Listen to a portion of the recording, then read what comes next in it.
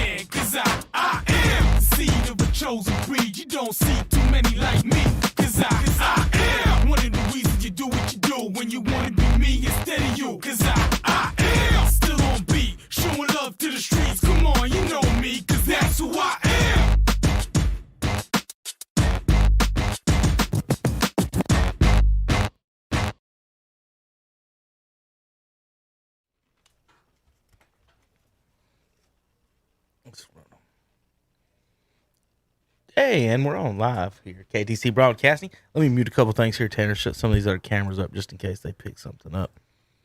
Good afternoon, everybody. Kevin Hastings here, along with Tanner Halbert, intern Tanner. Say hey, Tanner. Wave at the folks. Tanner's here. Zach's here, although he's under Hunter Yancey's name right now, but we're going to leave him right there. Yep. He's going to be Hunter for the day.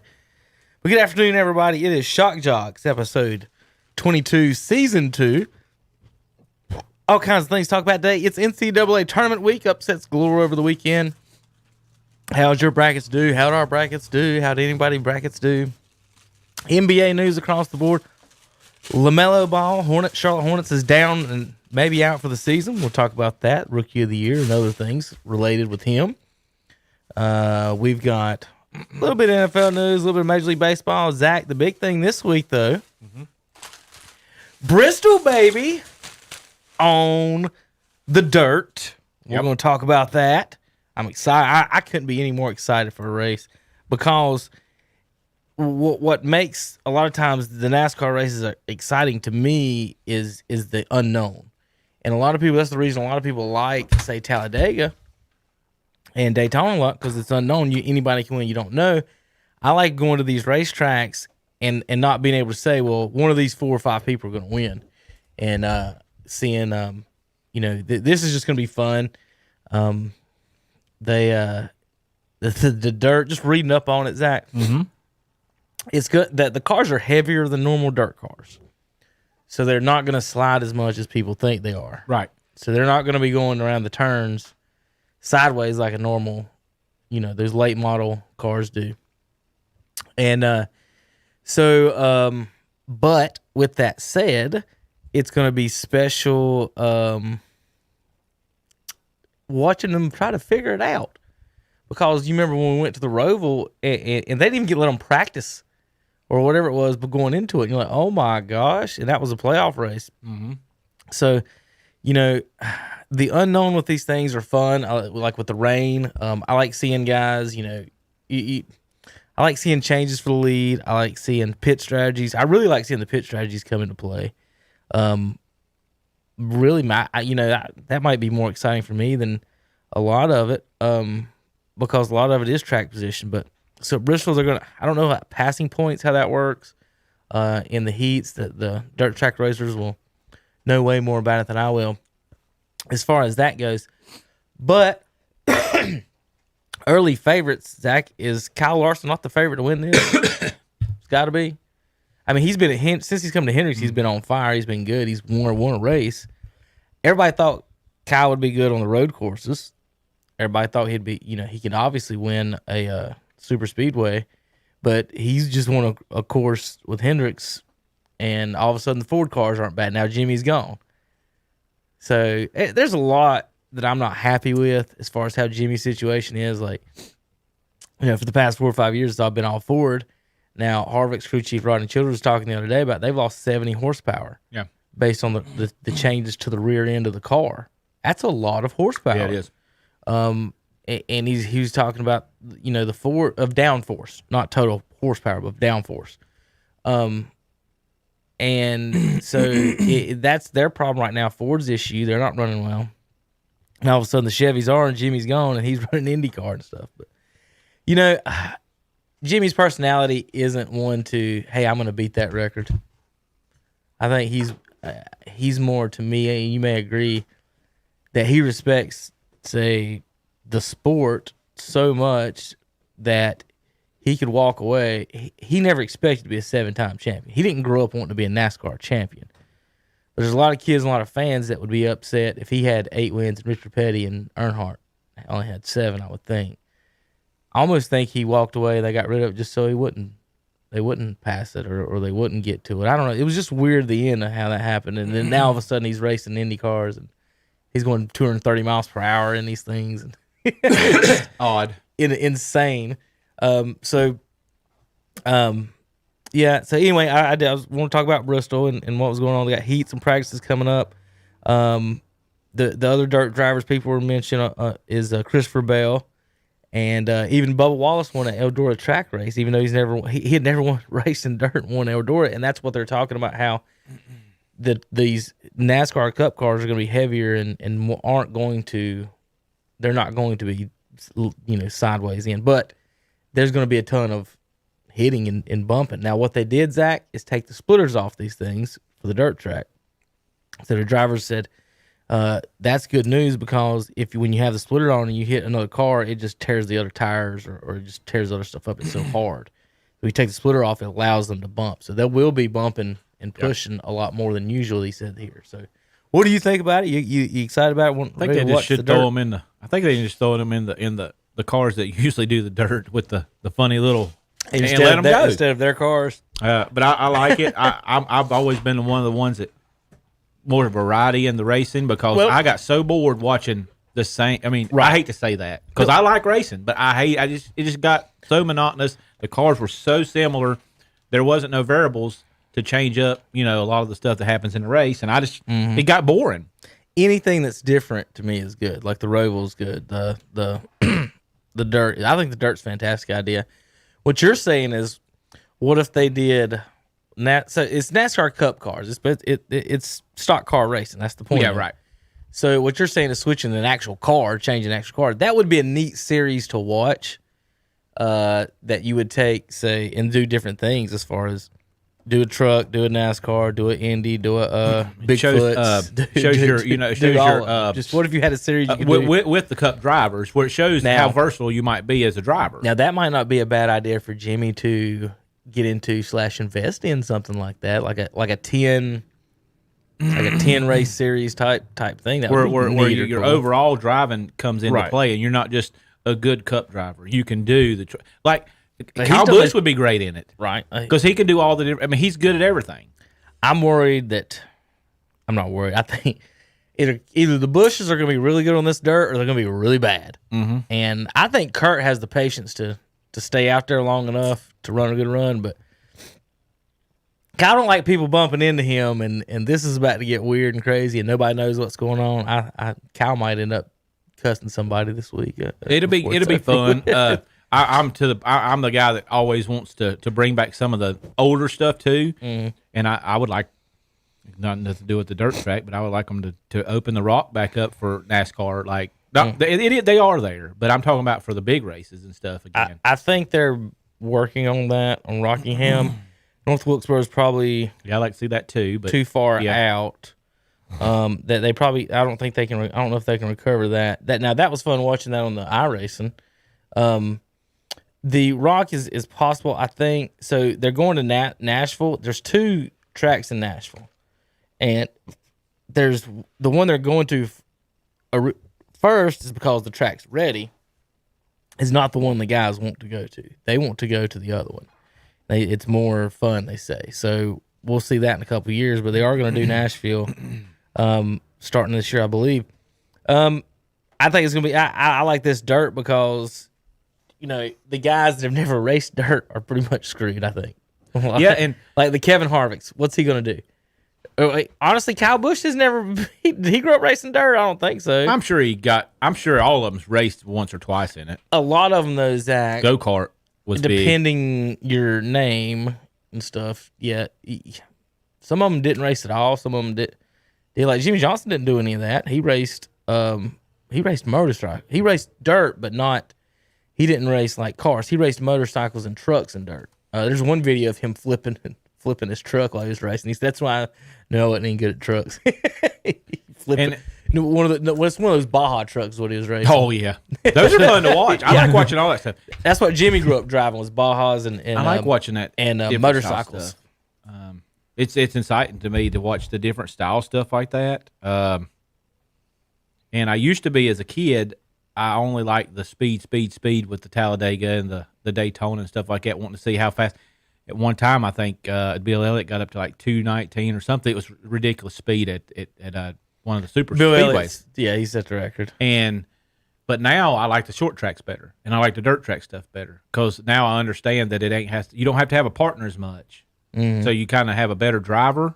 The partner thing is kind of weird. So I like what's coming up with this weekend. I like bumping. I like Bristol. I like Bristol short track. So all this is good. Honestly, that's my main reason I don't like watching Indy cars. You can't bump anybody. Like that's you're spread out. It's a runaway race. Right. You can't touch each other. It's it's weird how they pass. I don't know. I don't get a lot of that. I'm watching highlights from did you see the Noah Gragson fight? And so Hemrick and Gragson got into a little fist fight. One of them backed into the other one on pit road, and then that just got it popping after. Put it that way. Do you have a favorite for? I'd pick Kyle Larson and nobody else. Kyle Busch to win, but like I said, we don't. There's too many unknowns on it. I mean, everything's an unknown. The dirt is an unknown. The conditions. Everybody not knowing how to drive on it possibly might be I said, I think anybody can have a chance. Yeah, and who knows if the dirt's going to be wet or not. Right. Like Christopher Bell, Chase Briscoe, Tyler Reddick, Bubba Wallace are the top 5 favorites. See if we get Tony Stewart to race in it this week and run over somebody. Just based on dirt. Yeah, he don't believe he shows up the. Let's just let one person use monster truck. All right. Well, that's NASCAR this week. I wanted to mention that before we got going, and then we're going to move on. I'm actually on vacation this week, so I'll get to watch it. So that's nice. Okay. I hadn't even seen this story. Washington football team. Dan Snyder will gain almost complete control of the franchise after it cleared away from him buying out. He's going to buy out his minority. Everybody was wanting to buy him out, and he turned around and bought out the minorities. He also said they may keep the name. That's what I saw, the headline that I saw. I don't get that. I don't understand that. I just don't understand that. The name thing? I don't. You got football, really? Football Washington team? Football team. Is that not horrible? I honestly think that's Snyder's FU to the league. It probably I really do. I mean, why else would you? It's so, because think about it, if you're Washington, like, if I make a new logo, new name, and new everything, not only does it cost him a fortune. Not only not only is the league offices that yet does too new marketing. He's got to spend money on new marketing, redoing everything. If you keep the same colors, you don't have to do too much. Which is what they're doing. But if you rename it, relogo, and everything, the NFL gets a crap ton of extra profits as well too off of everything you sell and redo with that. So maybe he's just like, we'll just go football team. I'm just glad I'm not a Redskins fan. You know what would be smart of him would be to call all of his merchandise distributors right now and buy up all the Redskins stuff, because that stuff in a few years is going to be expensive. Yeah, like big time. You're going to try. You have to be worth a lot of money. Yeah, you're going to have to buy Redskins stuff off the internet. And because eBay's, you're not going to have anybody that's doing it because you won't have any throwbacks, I don't think, because it's they probably stigma won't. against them. They probably won't. So you're right. They you're going to have to buy now. You know the way the world's going today, eBay may ban that. Yeah. But somehow, some way, local yard sales are going to be the best place to find Redskins gear, unless Dan Snyder buys it all up. That's the greatest thing for a Cowboys fan, though, ever, that you can only buy Redskins stuff at the yard sale. You talk about just smack talking and Eagles and Giants. Why'd they have to change their name to that? Because they thought that it was racial, I think, dealing with the Redskin being a derogatory name. There's two different camps of the Indians that I've understood about this. I'm trying to say it right. One camp is for the Indian guy's head is actual a chief, I believe. Okay, so it's the Blackfoot Indians. Yeah. Okay. Two different groups. The Blackfoot is the Blackfoot Indians tribe.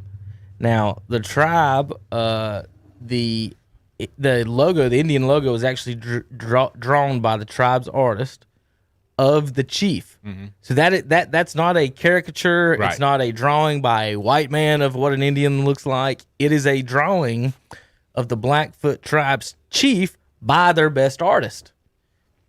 They supplied it. The Blackfoot Indians support the Redskins. Yeah. That is there, but other groups do not. Mm-hmm. Again, Zach, you're how old? 43. Have you ever heard that term used in a derogatory manner? I have not. In your life? No. I haven't either. I've only seen it on a potato. Right.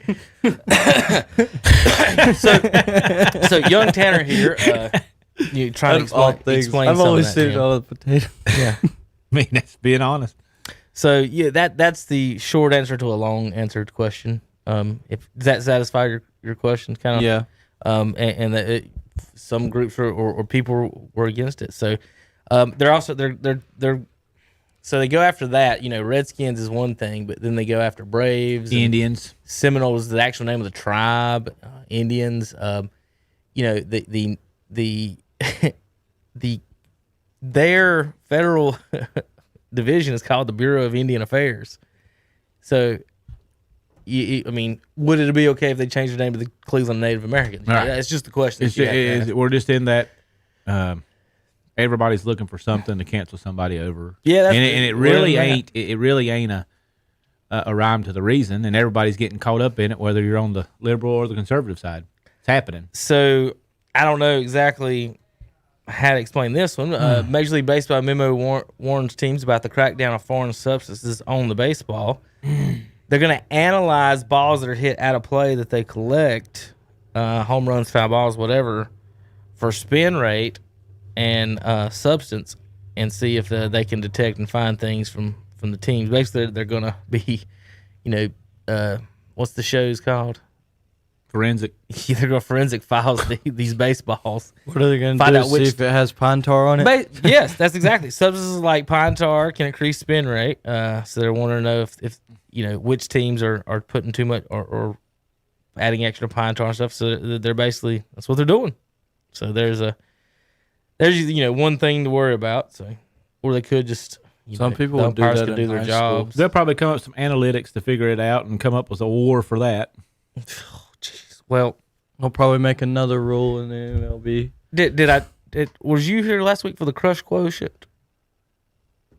You haven't heard this one, the new one? I think you told me that they had come up with a new way and I don't think you named it, but we talked about it. We did talk about it. Yeah, that dude could read minds. It's the crush quotient, is what Buster Olney said. It's called, and it was called in the. Let me pull it up if I can. You sure? I know I went over it with Hunter. I just wanted to make sure. I went over it with you. It's about because he's okay. So they're talking about Juan Soto. You know who he is? Yep, I remember the name you was talking about last week, but I don't think we went into when we talked in depth about it. We just talked about another way to measure stuff, and it's absurd. Right. So betting averages don't matter anymore. It's crush quotient that matters. That's what it was. I can't do this, man. So the crush quotient is how many bases you get per swing. I can't. Wow. You understand what I'm saying? Yeah. It's how many bases you get per time swing. So, for example, if Bonds goes into a bat, only swings one time and gets 4 bases, they're talking about, so basically when you hitting pitches that are in the zone. You understand what I mean? You following along with that? Unfortunately, I am. I just hang my head. Like, it can't be that hard. All right, so basically that they're poo pooing all the old stats, and I told Hunter, and I said I think what they're doing, Zach, is baseball is a game where no matter how you play it, if you play 162 games, all the stats almost equal out for all the seasons before. You can compare them very easily, Right? And baseball, basketball, football, ESPN, Fox, they all have this thing where they have to promote everything today is bigger, faster, better than you've ever seen it ever before in your life. So I think part of this stuff is trying to get new fans, get different fans in a way to put it just get them into a different way, and so they can say this guy is the best thing you've ever seen according to whatever stat we just made up with his best stats, as opposed to the basic stuff. I'm going to come out next Wednesday. I'm going to have the stats for the guys because, of course, as you click on ESPN today, they rank their top 100 players. Zach, can you guess who the number 1 is? Do I even have to? Mike Trout. I'm going to give you a guess. I'm going to give you some hints, Tanner, of who the best baseball player in baseball is according to ESPN. Did he play for the Angels? First hint. He's never hit 50 home runs in a year. Second hint. He's never had 40 doubles in a year. Third hint. He's never had 200 hits in a season. It's Mike Trout. Fourth hint. He's never won a single playoff game. In 10 years in the majors, not one single playoff game. In a major market. Not series. Game. Well, what about his teammates, Kevin? It's top 10 payroll every year. LA. And there's no cap. With no cap. So, what do you do with that? Never had a 30 home run, 100 RBI season. Never had 120 RBIs.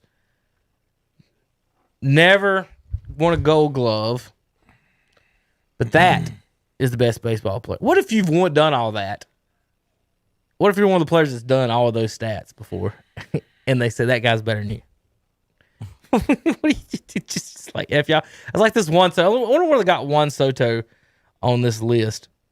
Because he's the one they created this new crush quotient stat for, the crush quotient. Insane. Freddie he can Freeman basically is read 7. minds. They got him at 3rd. Last year, you know what he hit last year, Zach? Soto? Yeah, 280. Who they got at number 2? Huh? Who's number 2? At what? Oh, on that list. On the their rankings of the best players. Mookie Betts. Good, bad, indifferent. I mean, he's pretty good, but I don't think he's the top 2 player. So last year, Juan Soto. Never mind, he did bad. Oh, that was in 60 games. Pfft. In 60 games, Zach, last year he batted 350. Soto? Yeah. The 2 seasons before it, 282 and 292. So he's played 3 seasons. Again, last year he was 5th in MVP voting. I've got to find this crush quotient. I just want to read it to you. Crush quotient. Buster Olney's who did it. Here, read that whole article again. About saying he can basically this is read minds. It's Baseball Tonight, Crush Quotient. Juan Soto. Here it is. Here's what it's called, Zach. I'm going to read it out loud to the folks at home. Juan Soto needs his own statistic to measure his greatness, so we invented one. Oh. Baseball's been around for how many years, Zach? 140? And after 140 years, this guy's so damn good that none. No.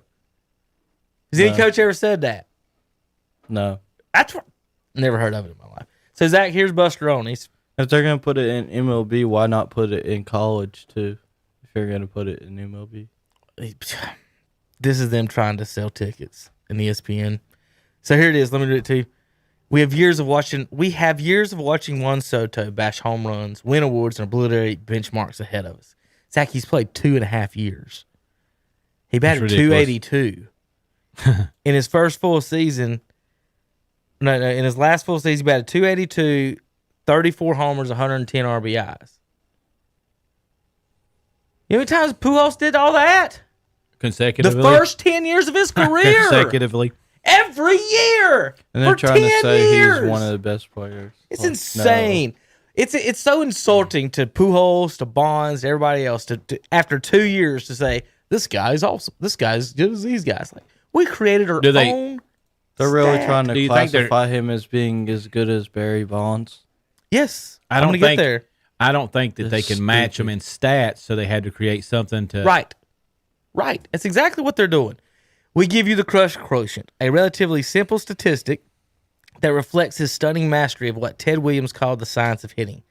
The crush quotient is this: total bases divided by the total numbers of swings a hitter takes. If you were like Barry Bonds or Mike Trout or Soto, you know you're probably going to get very few pitches to hit in the strike zone. I'm going to read this. He's only 22 years old with intense smiles and subtle sneers. His face betrays how absurdly often he diagnoses the pitcher's plans against him. He's basically saying he reads how he minds. correctly anticipates the particular pitches. He anticipates so good he hit 282. Holy, what would they say about Tony Gwynn? That's what I Zach? was thinking in my mind. Like Shit, he must have had super genius. Like He'll think just about look this. into your eyes and read your mind. The Ichiro and Tony Gwynn had ESP. God. I'm telling you, kids, y'all don't know that. Ichiro and Tony Gwynn, they can probably read the two minds. best hitters, not power, but hitters I've seen. Even when he doesn't swing, you can see in his shuffle in the batter's box and his stare to the mound the great competitive arrogance he has. Already he possesses the elements of the best hitters, the ability to make contact, and when he hits the ball, he typically hits it hard. He's developed a unique understanding of how opponents plan to get him out, which aids him in making that contact and driving the ball with power. He rarely chases on pitches out of the strike zone. He might be good and he might be great one day, but for the love of God, he's played 2.5 years. 2.5 years. We had some people that blew up real fast back in the 90s. Canseco would be the hero of all the world now. Albert Bell was good. You remember that? Yes. Like, and he wasn't for long. Think about Juan Gonzalez. Yeah, just killing it. Huge. He looked like a Greek god. Yeah, the way that they do now. Oh, he's 6'4", he's 240, he hits 40 home runs, he bats 350. Juan Gonzalez is the greatest hitter of all time, and he was a fantastic hitter. For this. Right. It was a short span, and he was killing it. He's a Gastonia Ranger too. He was killing it, man. I mean, there was multiple of those. Ron Gant would come to mind. I thought you'd like some of that, some of those silliness from that. Juan Soto's batting average. Last year was 350. But the year before you're only was got a 282 small- and 292. He's only played 2.5 years. And they're trying to compare him to Barry Bonds. Right. He had Like, 2.5 no. years. I mean, Tony Gwynn batted like 393 or something for a whole season. Something ridiculous. A whole season. 100 and what? How many games? 62. I was thinking 52, and I knew it wasn't right. For a Well, whole that's season. how many it is this year. So Soto's average of 100, if he played 162, his average is 36 homers and 112 RBIs and 295. Albert Pujols averaged 330. That's 40 points higher. 30 and 120, I think 20 RBIs for 10 straight years. All right, that is just, whoo. That was The question is, how many years was Juantos though in the minors, or did he just go He- straight he- to he- a Well, let's league? put this in. He Let's said put this not long. into perspective. He played as a 19-year-old in the majors. So Ted Williams retired with a 344 batting average. Retired. 344. And they're probably saying he's better than him. Too. That's right. what do you do with that? 344. That doesn't- And he was out of the league for 3 years in his prime. how many years? How many times did he walk 100 times? Though that's the big thing. I was looking at That's the most important thing. Is what his WAR was. It's way more important. how many times he walked 100 times. Yeah. He had some 1, 2, 3. Kevin, what was your WAR?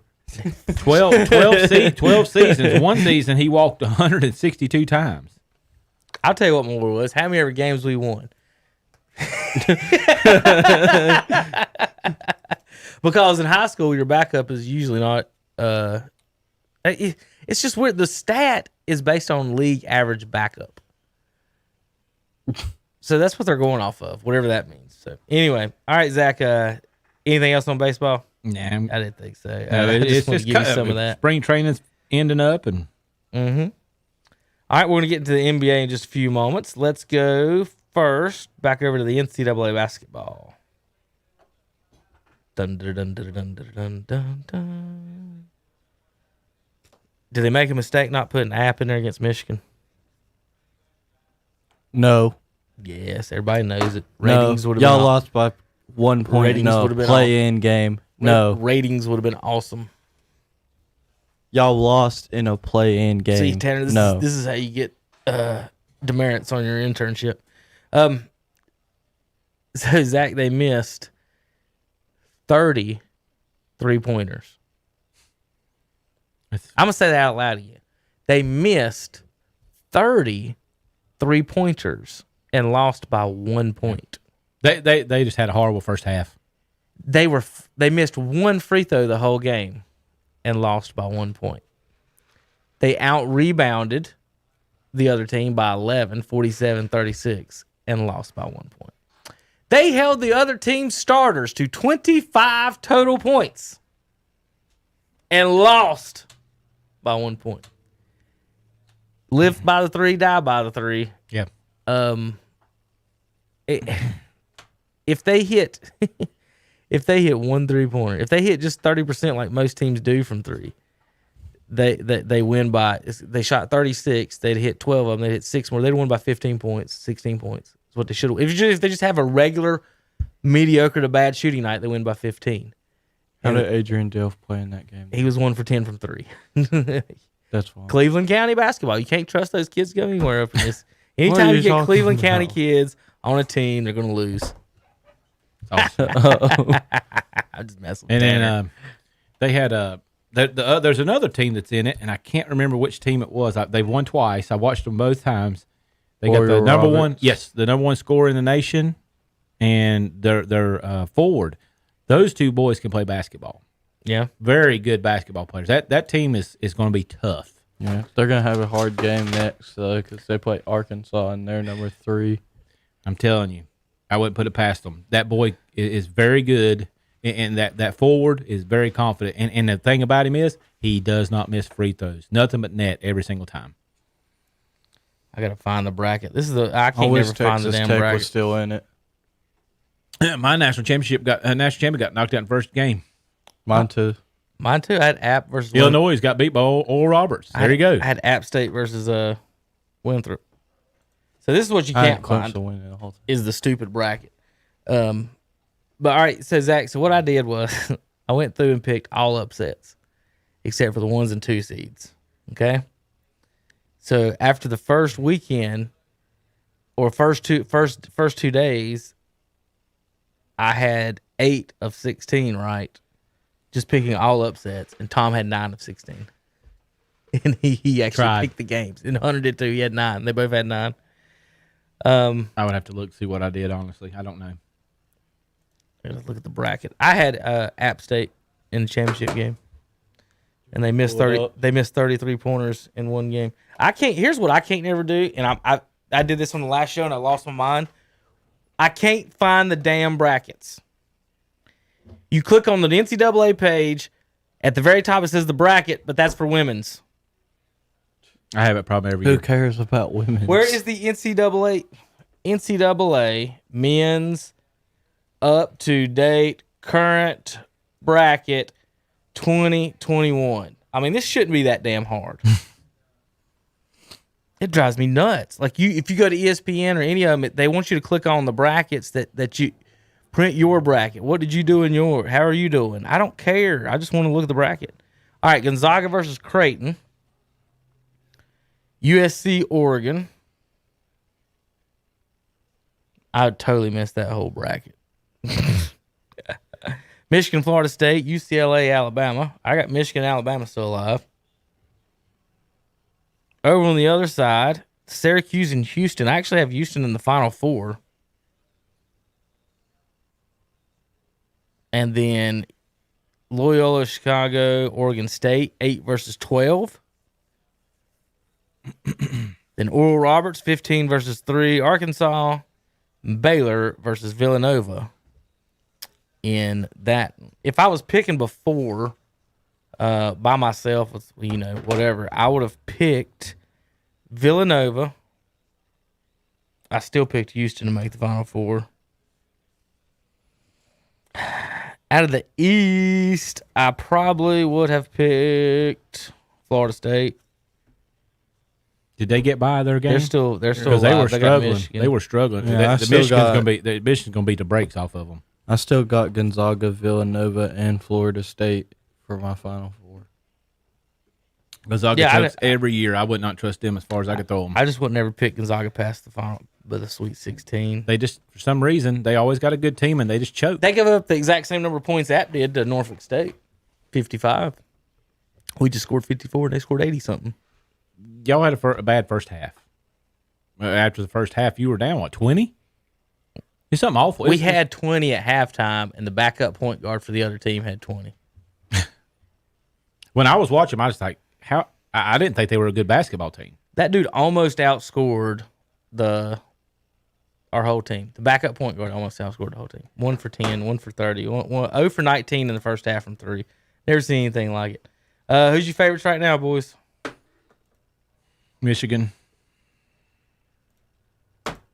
Tanner? I'm going to say Baylor. Baylor Bears. I don't think the NCAA will let them win since they raped a bunch of people a few years ago. Isn't that how that goes? Is that something like that? Mm-hmm. Let's see. Anywhere to meet. All right. Anything else in college basketball, Zach? That's it. Reading through some of this, wanted to make sure. Hoping we get to watch a fight up here again like we did a couple months ago. I thought that was off. Evander? Yeah. No, they put it on. It was confirmed yesterday when I texted you. They confirmed it. Tyson turned it down yesterday is what I saw. He turned it down, and then I think they accepted it when they finally got the money right. So I'm hoping that it is. You can watch the Logan Paul versus Mayweather fight. He won't touch Mayweather. He won't even get a glove on him. Mayweather will hit him one time and he'll just be done. He will not get a glove on. It'll be if some of those guys that fought Mayweather couldn't get a glove on him that are professionals, he don't have a shot. If McGregor couldn't beat Mayweather, then he definitely doesn't have a shot. Sugar Shane Mosley had him on the ropes in his fight, but he was just so old that he couldn't finish it. That was years ago. What are they saying about it, Kevin? I'm trying to read it without spitting on ice all over the table. It said Mayweather's going to fight Jake Paul after he beats Logan. Little bit of paperwork. It says Tyson says I can see it happening. The only thing we have to do is get one small difference of paperwork done. The roadblock Tyson indicated is the role of a promoter in the event. Tyson doesn't view promoters as necessary part of an equation for a fight like this.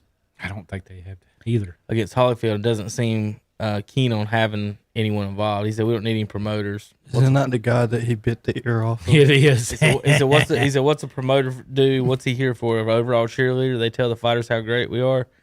Yeah, you're the best. You beat everybody. What do you need them for? I like promoters personally, but what do you need somebody in that position to dictate the business? Now you got to be nice to this guy and kiss his ass because he's the boss. No, you should do what you want to have to do. So Tyson don't want a promoter. Holyfield seems maybe he does. I don't know if that's a big deal or not. I wouldn't even want to fight Mike Tyson again if I was him. Holyfield beat him twice, though.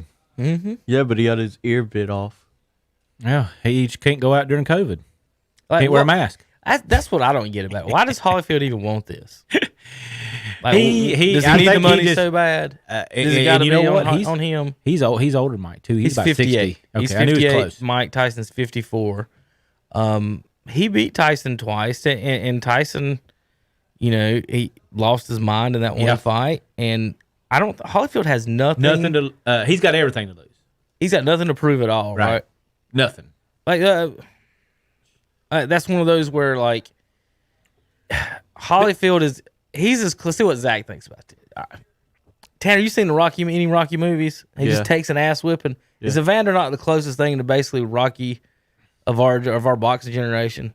Is that he didn't just go in and just beat people up. He would take an ass whipping, and he was just standing there. You could hit him 1,000 times. He's just standing there. That's what I'm saying. He's a human punching bag, and unless you knock Evander out, he's just going to keep going. Yeah, like there's no like he don't wobble. You got to knock him out or it's over. And the thing about him is he was not a heavyweight.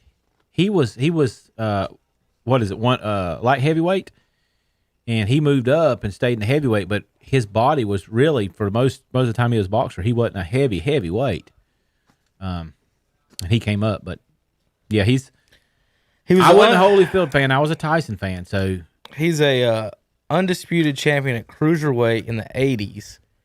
And at heavyweight in the early 90s, he remains the only boxer in history to win undisputed championship in 2 weight classes in the 3-belt era. Okay, I knew he came up because he was smaller. I don't remember him being smaller. I remember him being actually bigger than Mike Tyson. He is. He's taller. Yeah. I mean, I think he's 6'2", 225. Zach, he's bigger than Mike. Yeah. But like I said, he don't have any. He's got everything to lose. Tyson don't have anything to lose because he got beat by him twice. And like I said, I was a Tyson fan. I was not happy when he lost to Evander. No.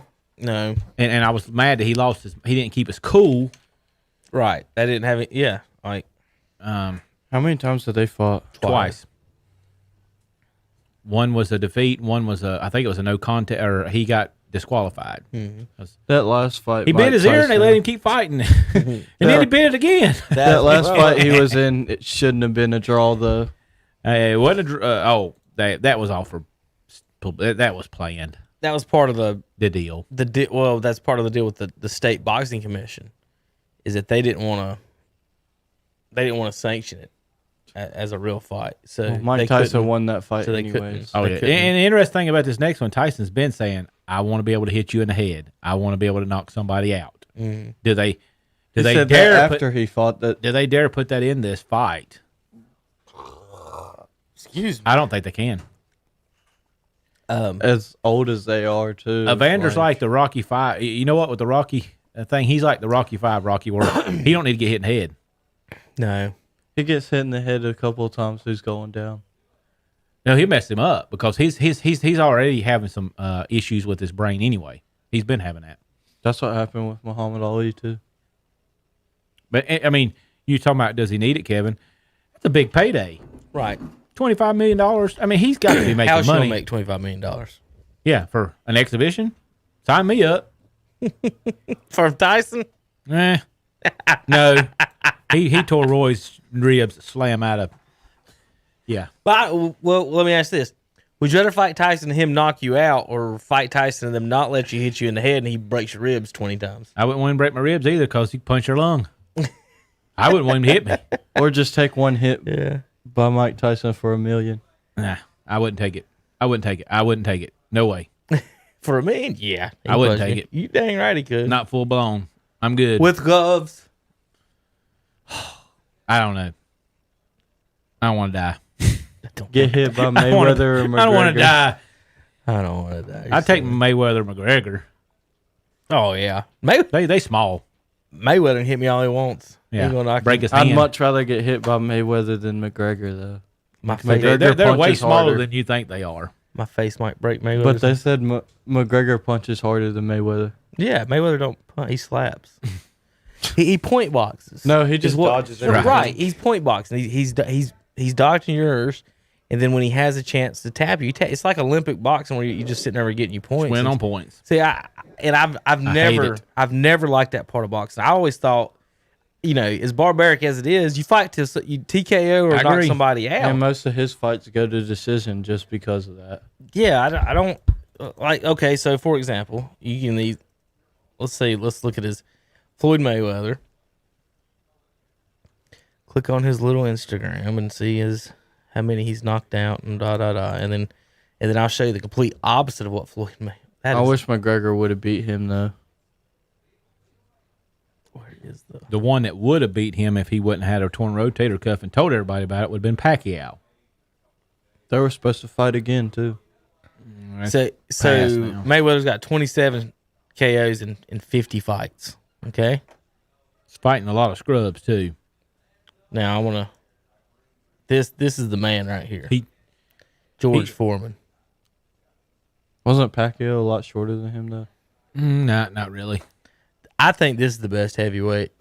Foreman. 81 fights, 76 wins, 68 knockouts. He's knocked out 18 more people than Floyd Mayweather has fought. Who'd you say it was? George Foreman. He's good. The Grills, He's good. he's the best boxer that may have ever I didn't been. even know that was a boxer. Oh, my God. I only knew it from the Foreman grills. Well, yeah. Hulk Hogan says that. That's horrible. I love it. I'm not even surprised. I'm really not. He's so damn famous for the Grills. I know. So you had no idea he was an athlete. And the funny thing is Hulk Hogan was supposed to get the grill deal. Was he? He said he was out when the agent called to give him the grill deal, and he didn't be able to take it, and Foreman got it and took it. Hogan's Grills, huh? The only thing with the Foreman deal is the fight with Muhammad Ali. And Foreman was heavy-handed. You just told it. You know, He's come in, he's given Muhammad Ali everything he's got. Listen, you got to watch the video when you get a chance of George talking about it. He says, I've just clobbered him, right? And he says, Muhammad whispers to me, he said, "Oh, you got George?" And George said, "Yep." Have you seen? I watched some of the documentary of him talking about it. With it, that he didn't take it that serious. He thought he was just going to knock him out. He just got beat. And That's what happened with the a lot of conditions people that fought that they were Muhammad fighting Ali. in too. I think it was really hot. There was a lot of stuff about the fight that he wasn't. I just saw a thing yesterday. I got to watch it. There's a link on YouTube about whether that they think the fight was fixed or what, which it could have. A lot of that goes on.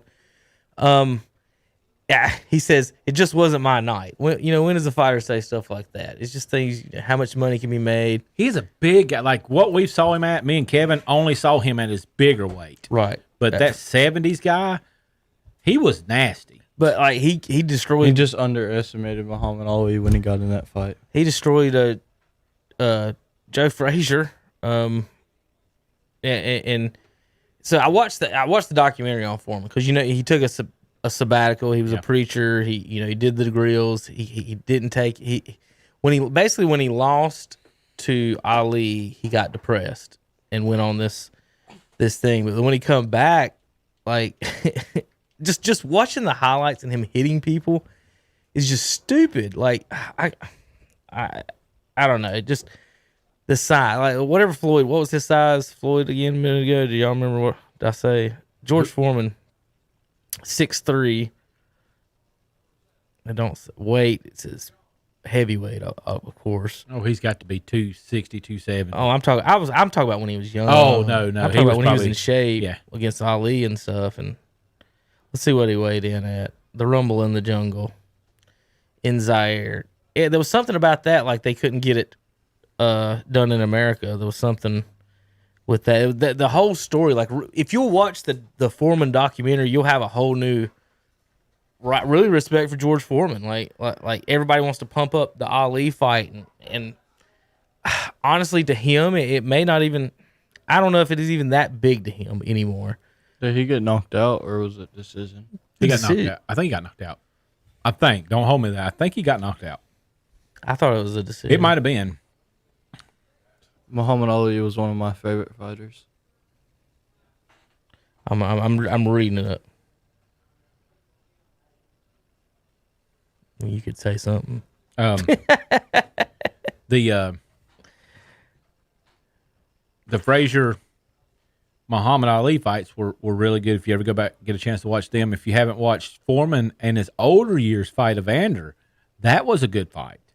And there you were talking about Evander taking punishment. He took a lot of punishment from George. George was hitting him with some heavy stuff. Here's Foreman versus Holyfield. Foreman was given the opportunity to challenge for the undisputed champion. That's Foreman won the champion. He beat Michael Moore. He beat Michael Moore to get the belt. Right. Ollie's the only one that took it off of him, right? Took it off Foreman. That's what I'm saying. Like, it's... He came back in and fought Michael Moore and got it, and then he wound up losing it. Holyfield fought at 208. Foreman 257. I don't remember Holyfield being that light, but you obviously do. Yeah, Like, he I was did. small. Because he was taller than Tyson, so I never thought of him as being He was small. shorter, he had a flat top, and he didn't have the head that looked like Barry Bonds at that time. He's 6'2". I didn't mean to say shorter. I meant skinnier. Sorry. Yeah, didn't mean to say That's what shorter. points do, but Foreman surprised many by lasting 12 rounds, losing his challenge on points. I mean, he hit him some haymakers. I've watched the fight multiple Round times. 7, Foreman knocked Holyfield off balance after being staggered. But again, Holyfield could take it. Yeah, that's the thing. Like, He was like a machine. But yeah, just think about this, Zach. 76 wins, 68 knockouts. 68 knockouts. He wasn't there to Win on points. that's a boxer. That's I boxing agree. to me. And the best fight I've ever saw was Marvin Hagler versus Tommy the Hitman Hearns. If you've never watched that fight, you talk about that. There was no "I'm gonna beat you on points." It's I'm gonna knock your head off. So when he fought,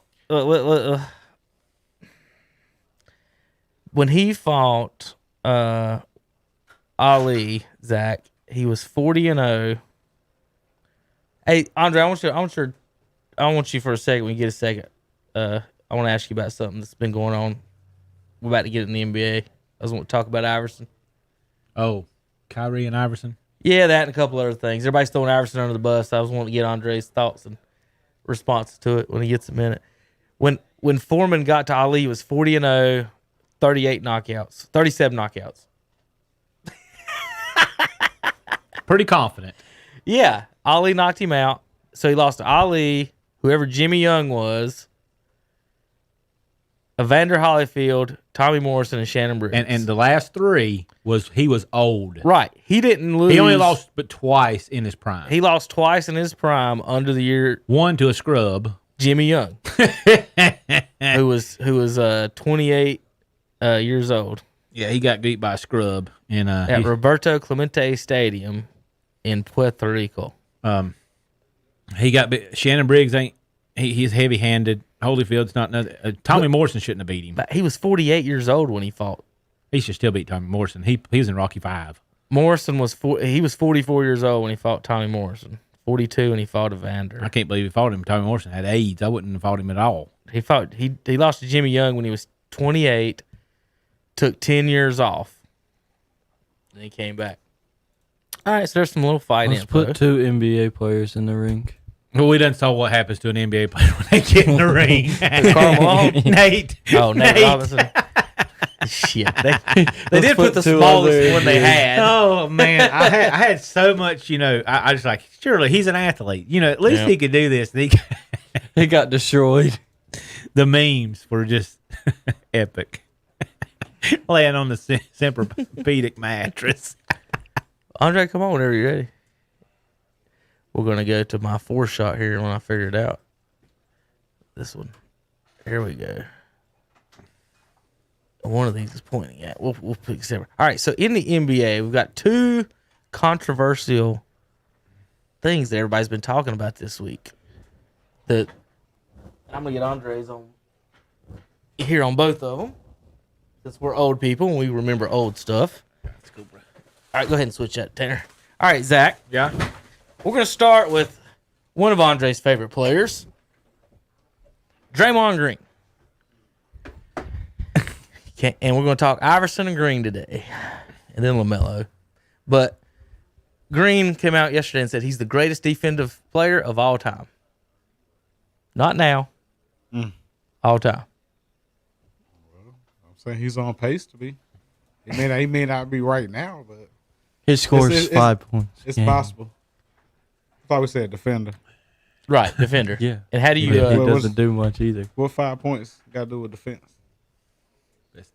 Every team has players that score points. Very few teams have players that defend. He's not that great of a defender either. The problem is how do you define it? How do you figure it out? How do you? How many rebounds does he get a game? That's not defense. That's rebounds. That still counts as defense if you're a defender. Nah, no, it don't. I've got a website. If you can get as many rebounds as you want, but if you can't stop me from scoring, there's no rebounds. I need a center. Right? Here we go. Can you get rebounds if you score?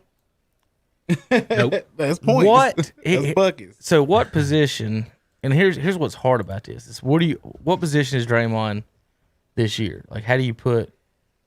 You see what I mean? Like, That's what I'm saying. I don't necessarily classify him in a position.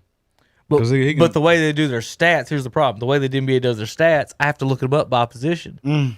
So when I look up defensive stats, so Philadelphia's number 1 against centers. Orlando's 2, Knicks 3, Memphis 4, Cleveland 5.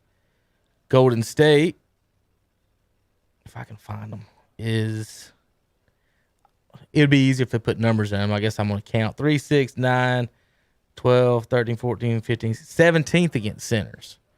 Okay, so if I go to power forwards, and this is just now, today, we ain't even talking all the time. If I go to power forwards, where he would be listed, they're 28th out of 30 teams in most points given up to power forwards. So let's say he's a small forward. If you go to Golden State and small forwards, they are 19th in defense.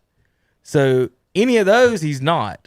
But I think that's so disrespectful, though. Like, even if you say he might be today, how do you say that about Hakeem Olajuwon? Is he not the best damn defender we've about ever seen? Dennis Rodman. Shaq says the only person that can guard me is Rodman and Olajuwon. Those two, Shaq will say to this day, are the two people that could guard me. Jordan, the last guard to win Defensive Player of the Year. Scottie Pippen, Mr. Lockdown, I'm guarding anybody. It's just weird, the kids today and everything saying those things. You going to go to nominees on great defenders? Either one of you Peyton back was really in the day? good. Forgot about him. Sorry. He was the last guard besides Jordan. The only two guards in the last 30 or 40 years that have won a Defensive Player of the Year was Jordan and Gary Payton. Jordan said he didn't have no problem with Gary Payton. He did. He had no problem with him.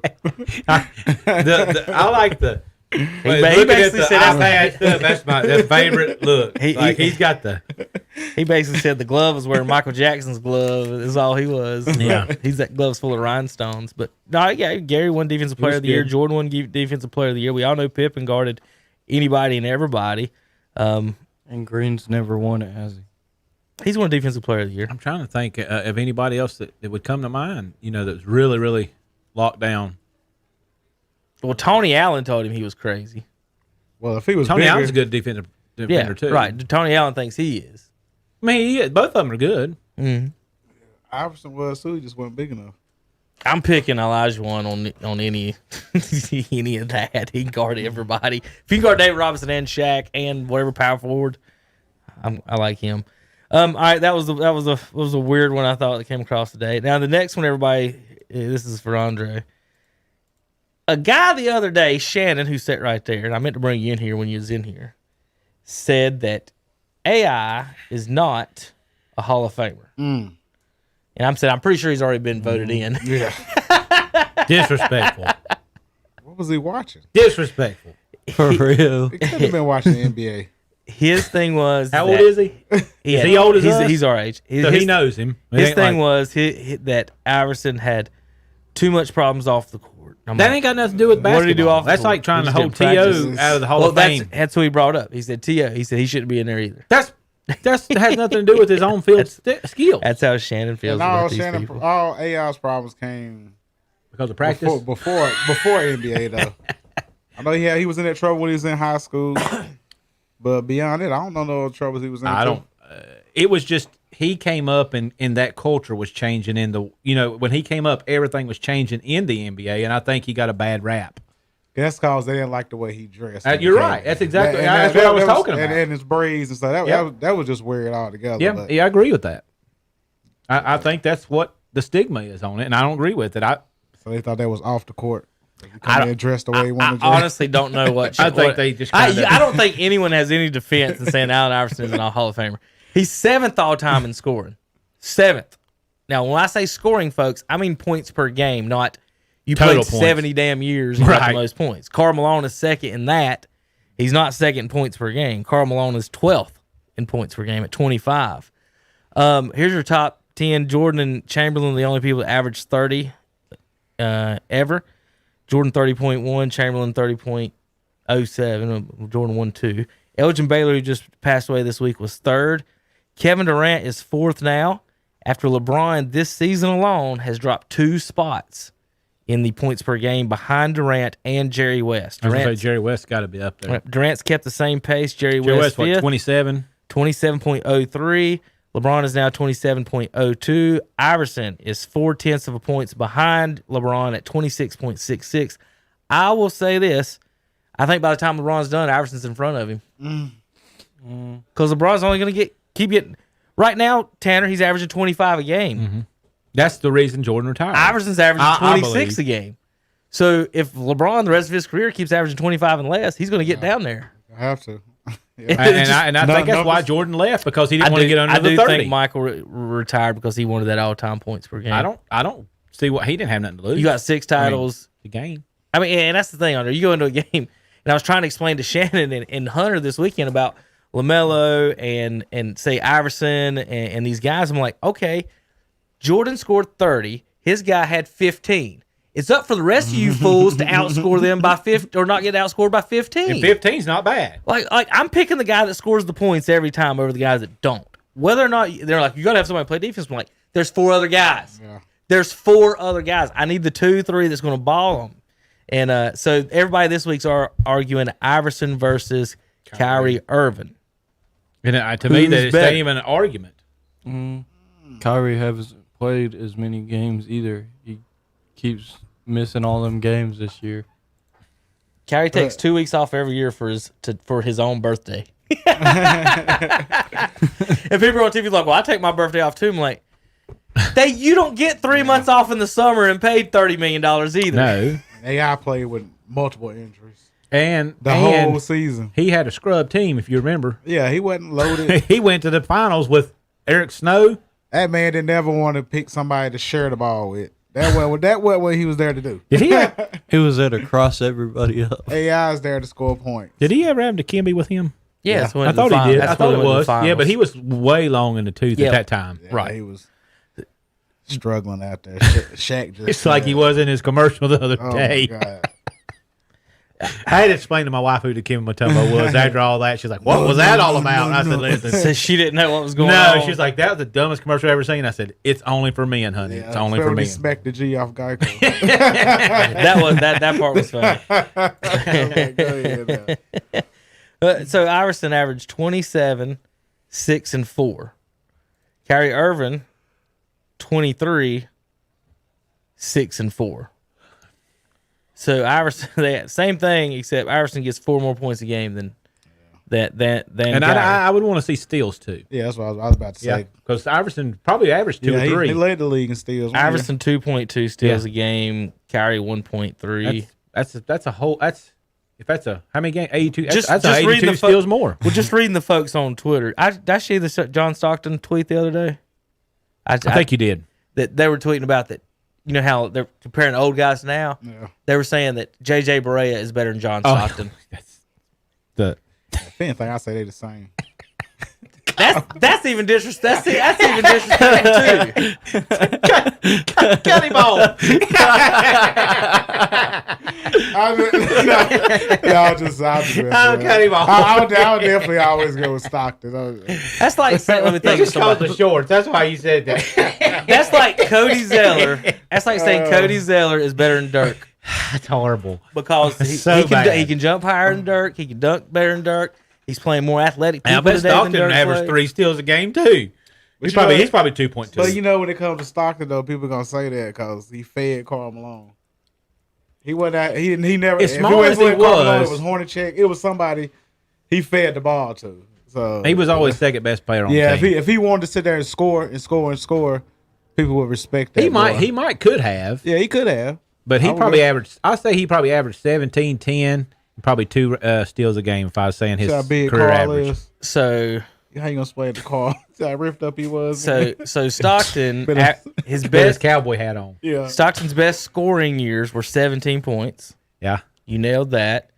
But his assists were 14, 13. Was he that good? Yes. I knew he was assist leader, but I thought it was longevity more 13, than a 13, game. 14, That's 14, impressive. 13, 12, 12, 12, 11, 10. 1, 2, 3, 4, 5, 6, 7, 8, 9, 10 straight seasons of 10 or more assists.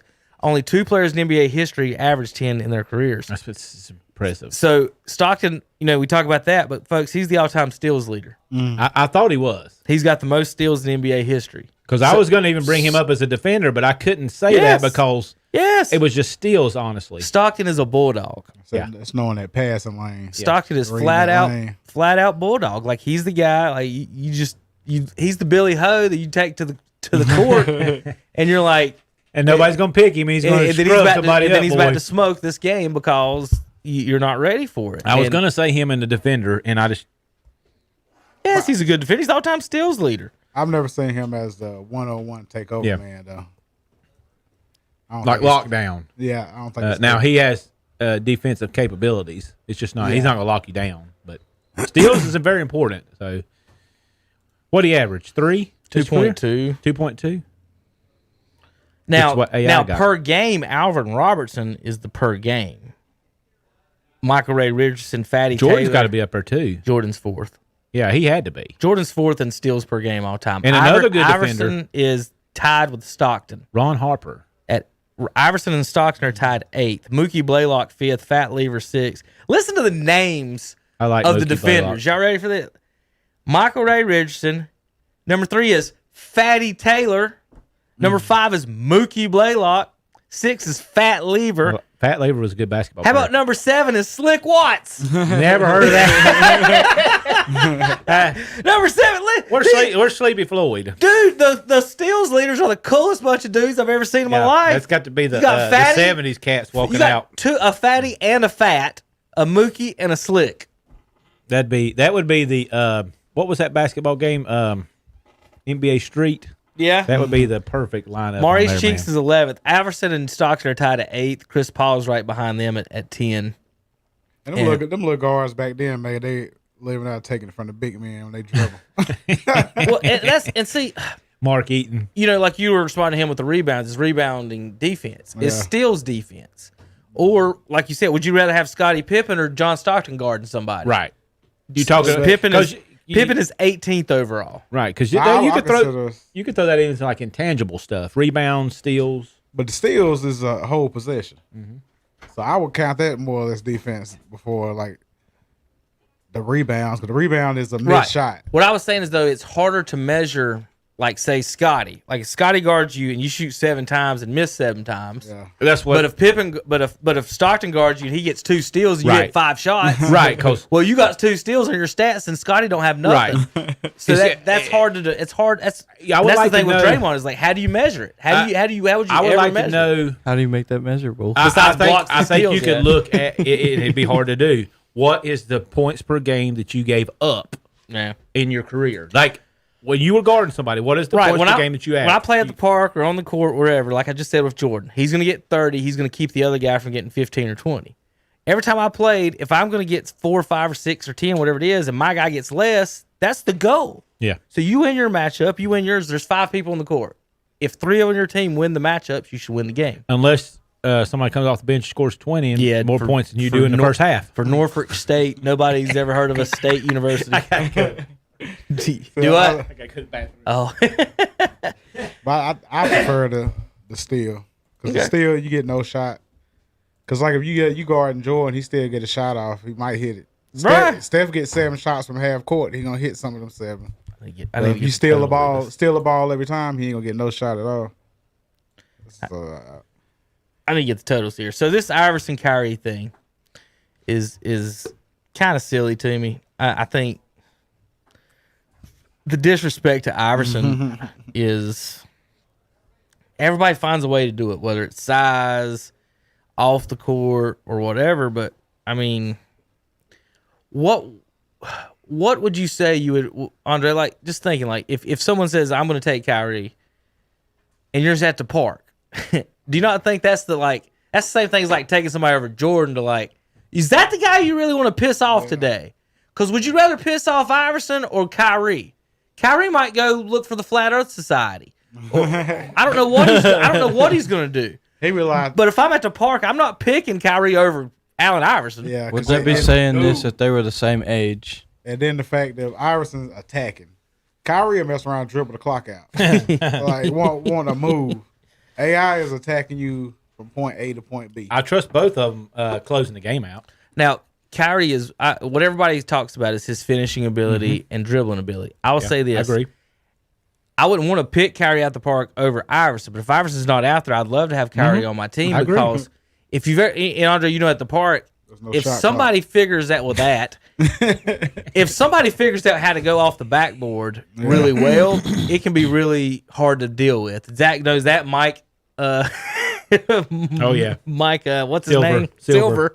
Mickey Daddy. threw hundreds of shot off the backboards. And what Kyrie is excellent at doing is because what you usually do when you guard someone is you think you've cut off a lane.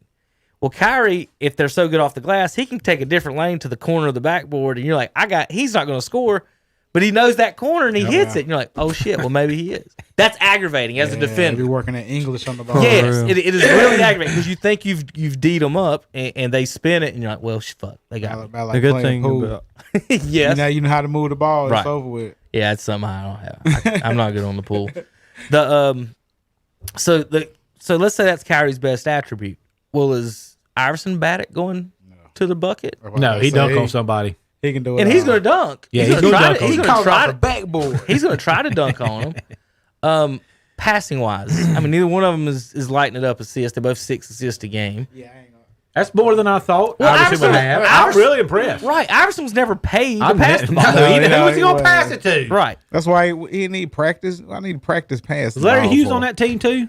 He got He was two. on one of them. He got 2 assists a game. Iverson did by driving to the basket, them trying to block a shot, and him just handing it to Dikembe, George Lynch or somebody. and he dunking it. don't see how- Here, Dikembe. McKee got him all this. Aaron McKee, George Gosh, Lynch. he had some scrubs. That ugly shot was wet. He had some scrubs. Why didn't you get that man some help? Remember they beat the Nets because Vince missed the jumper in the corner. Didn't they have Kidd on the Nets? Yeah, Jason Kidd and Vince Carter and Richard Jefferson and Vince missed a jumper in the corner to win the game. One of those to close it out, and then Sixers won. We'll see what else shooting wise. Everybody says Kyrie's a better shooter. Was he that much better? no. That's the thing. Depends on what point of the court you're on. We talking threes. Yeah, he might be better shooting threes, but getting the lane, hey, I ain't missing. Neither one of them gonna miss. I agree. All right, so here's the point. Out of Kyrie is 30. I mean, Iverson's 31% from three. Kyrie's 39%. Now, Andre, and this is the point we like to make with Jordan all the time as well. I mean, they shoot. At any point was Iverson when we were growing up and playing, if you shot a three, it was a last ditch thing. It was a extra special design play. Like, we're not trying to shoot a three. Yeah. So at no point was Iverson coming off wings, catching and shooting threes like that. He was catching and then trying to get it to the rack. And So him and Michael both, to me, if we're playing to get threes and they're shooting wide open threes like they are today, they're gonna make them. yeah, they was never forced to have to do that. If I can go to the hole, Right. make a 2 and 1, that's my 3-point play. I'm just keep doing that. The whole. But that was time. the goal. Yeah. Yeah, there's different style. So to look back on those, I think that's tough.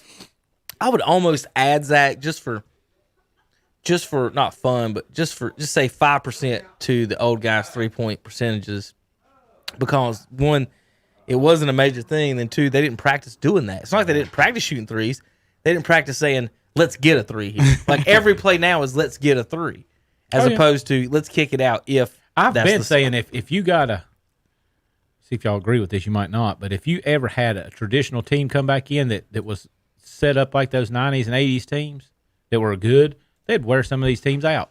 Well, Number one, they'd beat them. Can you imagine if the bad boy Pistons come up? well, I'm glad you They'd beat the living crap out of these guys. They wouldn't even want to come out and play. They were keeping teams under 80. Yeah. They were scoring in the 70s on those teams. So so Barkley and Shaq was getting into it the other night. a little bit about the new guys. And Kenny and I love Barkley told both Shaq that he wouldn't be drafted in today's NBA.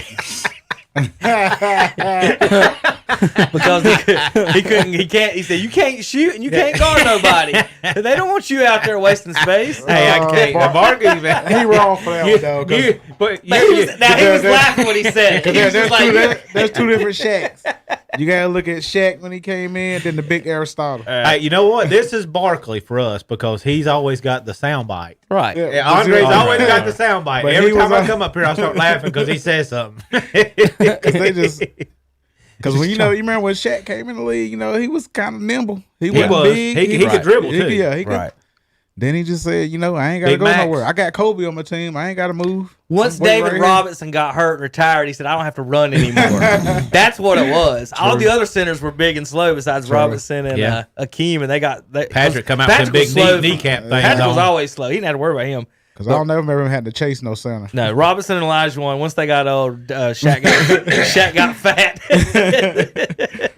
But so this is what they were getting at, because they were talking about Rudy Gobert, and Shaq said they showed this.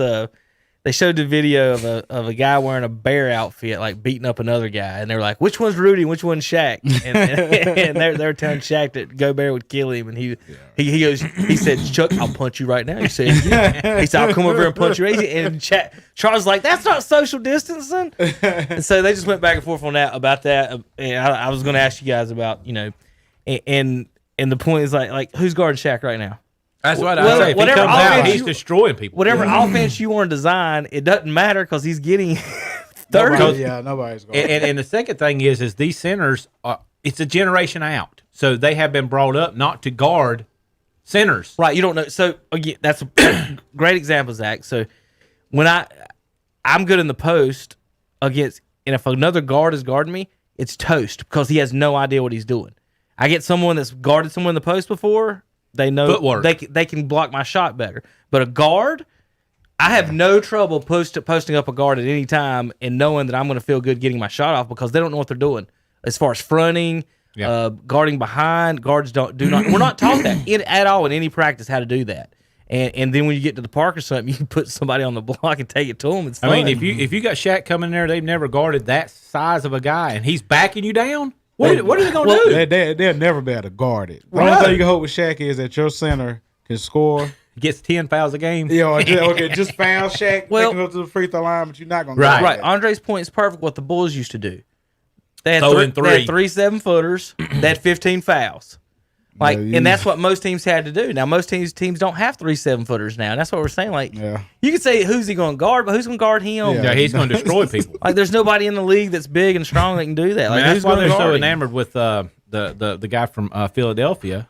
Embiid's the only person that can close. have a chance of guarding. He's a huge man. He's a big guy.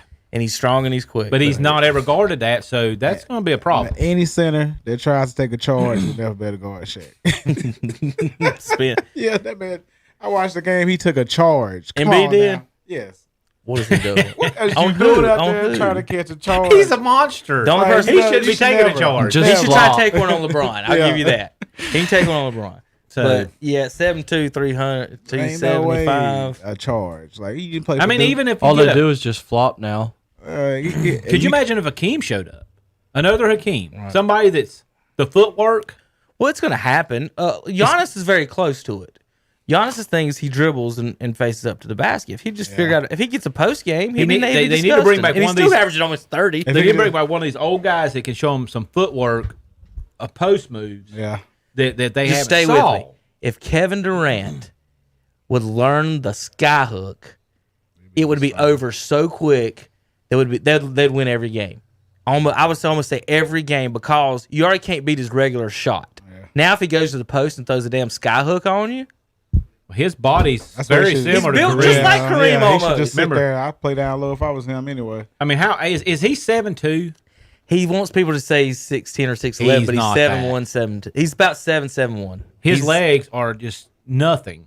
And Kareem's weren't either, if you remember. Y'all might have been just a little bit young. I caught Kareem on his very last 2 years. And he was still knocking it down even before he retired. He still had the dream shake when I was watching. Here, Tanner, I'll do it real quick. So here's Remember when Shaq had the black tornado? No. the what? Black tornado. That's what they called the spin move. I did not ever When he heard was in that. Orlando with Penny, I got it right. they called it the black tornado. So here is Durant Penny and the black tornado. I'm done. Here's Durant, DeMarcus Cousins, That sounds like something to do with me. and Black tornado. Durant, DeMarcus Cousins, DeAndre Jordan, and Paul George standing here at USA basketball practice. Durant's listed at 6'9", and Cousins listed at 6'11". And we all know DeAndre Jordan is 7, Yeah. and Paul George is 6'8". He's taller. How tall- He's an inch how taller tall than is Kevin Durant? He's 7 foot right there. If he's an inch taller than DeMarcus, unless they got DeMarcus, 6'10" or something. Right. It's fair. They not everybody don't use the same ruler.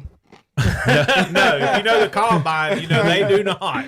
No, the thing is, Durant doesn't want to be what they said. That he doesn't want to be listed as 7 foot. Look at this. This is Nick Collins and Serge Ibaka. Well, I know Russell's 6'3". Yeah. And Ibaka's 6'11", I think. And I thought Collins was listed at 7. Russell was 6'3". Russ was? Yeah. Yeah. Russ Westbrook, yeah. I thought he was taller than that. Mm-mm. He jumps like it, though, don't he? That's That man can one of my jump at the favorite. gym. I like his motor. That's why I like to watch Russell. They've now listed Durant at 6'10", they say. I'm trying. These pictures of him standing next to these other people, that's the thing. Like, Curry's 6'3". like you can see a lot on Barkley. I thought Curry was What, like 6'4". Barkley's 6'6", right? They may not come in there barefooted. There's Durant next to LeBron. LeBron's less at 6'9". He's a whole 2 bricks. Look at their heads. Yeah. 2 rows of bricks taller. However a row of bricks is. I'm gonna say Who was that? that's LeBron. That's LeBron and Durant. So he's at least That's young LeBron. he's and 3 Durant, inches taller though. than him. I mean, that's 2 bricks, Zach. How much is a brick? How big's a brick? 3 inches? I don't know. 4 inches? 5 inches? I mean, I don't know. That's hard to tell. It's LeBron and But Durant. you can look 'cause that's directly behind him young and ones. see the bricks to level them out there. I'm trying to find another example while I'm at it before we get done. Have him stand beside Muggsy over here. This is fun. Take Kevin that made to the game. a point Look about at this Muggsy chart last somebody week. made NBA height told to women. And then actual height. That's bad stuff. Wow. Durant tells girls he's 7 foot. That's funny. I don't care who you are. Trying to find any more. All right, what was you going to say, Zach? Kevin made a point last week or the week before that Muggsy wouldn't get drafted either. He wouldn't. He would. So As good as he was, he wouldn't get drafted. He'd be like Nate Robinson like a get knocked out in the. Teron Lou. Be the coach. So yeah, You know that's who Iverson did the step over on, Yeah. right? a kid showed up to the game with that shirt on. Teron Lou took a picture. With him. He took a picture with him. Hey, at least he didn't take his shirt. I tell you what, Right. that was the best game ever. Yeah. It didn't. It was it after that game. Yeah, it was. I talked so much junk about that win. And it was I over. told y'all, 'cause they told we're gonna win one game. AI Right. wouldn't beat them once, and he done snuck one in. Yeah, That he was did. It went downhill from there. He shouldn't have stepped. That was just over with. After he stepped over him, they was like, Hey, okay. Game 1 win though, you gotta feel good. At L.A. Yeah, he won the championship off game 1. All-time total steals. Stockton 1. Kidd 2. Jordan 3. So Jordan is 3 in total. I'm surprised Kidd is there. 4 in steals per game. They almost forgot about Kid. Yeah. Kid was he was dangerous when he was with the Nets. I remember when he was in college. I remember watching him, talking about how good he's going to be when he came out. Trying to think of that. Just think about this: if that NBA Finals would have been March Madness, then they would have been the champions. Because it's on one game, championship game. Was that the first game? It was Oh, I thought it was go into LA. I thought it was Big first. I Eye. might be wrong, but they walked in LA and won it. This year's Oklahoma City Thunder starting 5 is younger than the Oklahoma Sooners starting 5. That's surprising. Did you hear that, Andre? Say it The again. Thunder starting 5 is younger than the Oklahoma Sooners college starting 5 team. The Thunder, that's how young they are.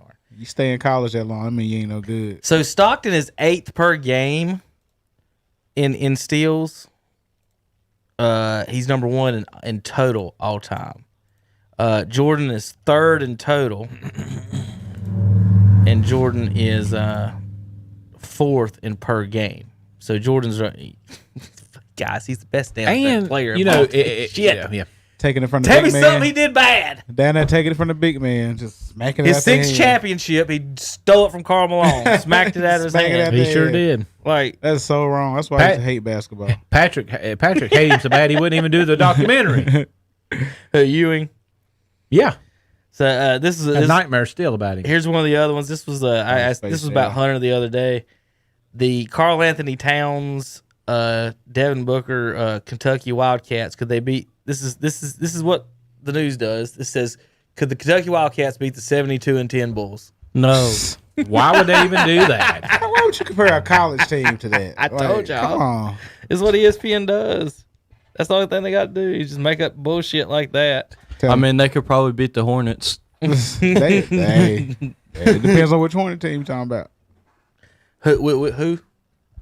Kentucky? Yeah. It depends on which Hornet Fuck team. yeah. They could beat any Hornets team. They're all trash. They can- Whoa. They can beat any Hornets team without Larry Johnson on it. Yeah. Back that train. And up. Zoe ain't gonna let My nobody favorite- just cut no my keys favorite- them Duncan. All-time team. You know, Zoe was- only played 3 years for us. Yeah. He's still my favorite player, probably all-time basketball.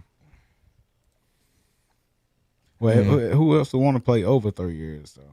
So that's a career right there. Then we got Glenn Rice, which I liked him too. How about the Yeah, I three? like Glenn. How about the 3 year? No, he spent 4 years. No, 3 years in Charlotte. He averaged 21 a game in each of his first 3 years. He only averaged 21 a game in 3 other seasons in his whole NBA career. He's about 10 on his rebounds the whole time too. 21-10. I think he finished up went like 20-9. Average his final was 17 and 8.5. But you know, you really want to He look at got the first dumped 10 off at the- seasons. Remember, he got sick, and he was still playing. He Kidney was, disease. Remember, At 32, he had kidney disease. Yeah. So before then, it was 21, 21, 21, 23, 19, 19, 20, 21, 13, 15. Yes, you can toss them two out. So his rebounds were 10, 10, 10, 10, 10, 10, 10, 11, 10. Pretty dang good. He was getting dunked And on his when he block. came back, wasn't Yeah. Then his blocks. I mean, After that post, whatever. he was probably. Talking when Vince Carter killed him. You remember Vince murdering? I don't know. I do Alonzo not. I Mourning? remember him got dunked on. I didn't know who it was. Yeah, Alonzo. LJ That and was him one of the had worst- some bad blood. That was one of the worst ones. They trying to fight each other. Miami Heat and Knicks. They should. Because they should have left each other. That's why they was trying to fight. Lonzo screwed him. Well, we was talking about them missing that Vince missing the shot when he was with the Nets. Yeah. To beat AI and them. Then did that same thing happen when he was with Toronto? Yes, it did. Against who on that one? Vince. That might have been against that AI. might have been Toronto in that Yeah, one. okay. So he he tried- there was 2 series where he had a shot to And he had to flew win back and he from. missed. One of them was the Carolina one. Yeah. where he Yeah, went the to graduation. That was that the Iverson one. Graduation. Like, I don't even know why he did that. Why didn't they could have just mailed that. To Yeah, him. come on, man. Well, he didn't miss any What, man? time. It's not like he came in the third quarter. And you know he had African American studies on there, so he don't Oh, count. my Y'all God. already, y'all already that you know that was a fake class, huh? You know they gotta somebody take that out. I actually think he may have majored in that. No, he didn't. Vince didn't. No, that was A lot of them McCants. did. A lot of them McCants. actually did major. McCants was. Vince was remember he was a drum major in high school. Vince was the high school's drum major. So He's probably gonna be very the- he's Vince is very musical. He's going to be one of the guys that goes into the Hall of Fame because of longevity of career. He was great, and he was never super great. Is that fair? I liked him, but he never think- got to what I thought he could have been. You know what? I think I always messed him up. If they could have kept him and McGrady together in Toronto, Vince would have been great. But he would have had to share. Yeah, he would have. He averaged 25, They'll put 27, him in the Hall of Fame 25, just 'cause of his 21, dunking 20. ability. Tanner, His listen to what I'm about to say, though.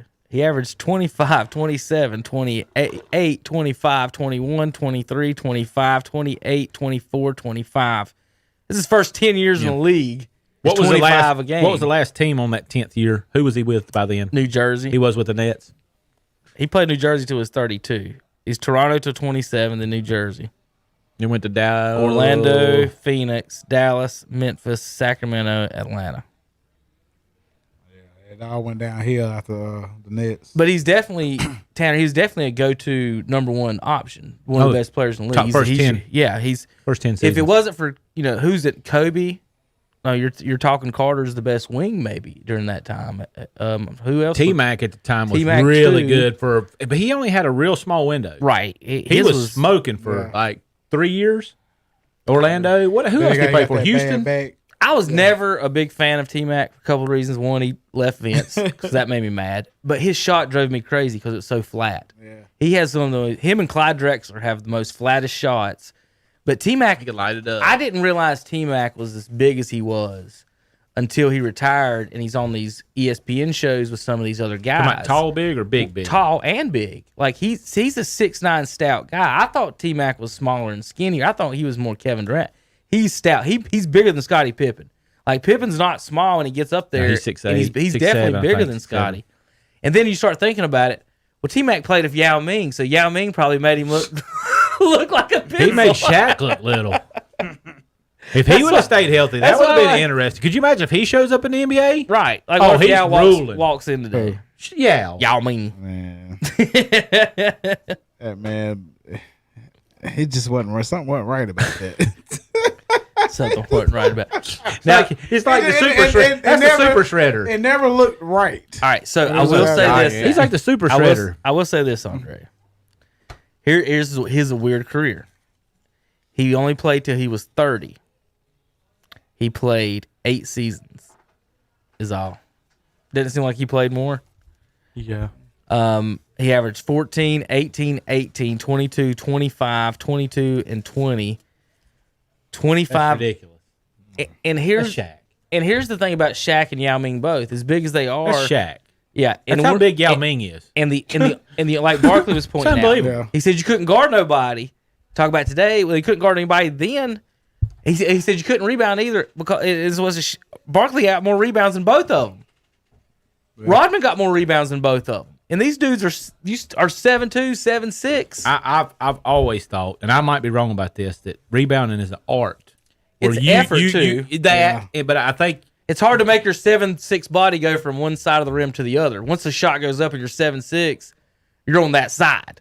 Rodman, when the shot went up, he could worm his way to the other side of the court, being as skinny and fast as he was. And you was talking makes about a difference. like knowing what pitches are coming. Like, right, he studied the other team's shots for the game. Yeah, well, like the way the ball's gonna come off, he could position himself. Like I think they. Rodman was one of the first people to watch video as a defender, and he would chart. So he's going to play Magic Johnson. He would chart Magic's misses. So he missed 7 times. He missed 6 of them on the backside.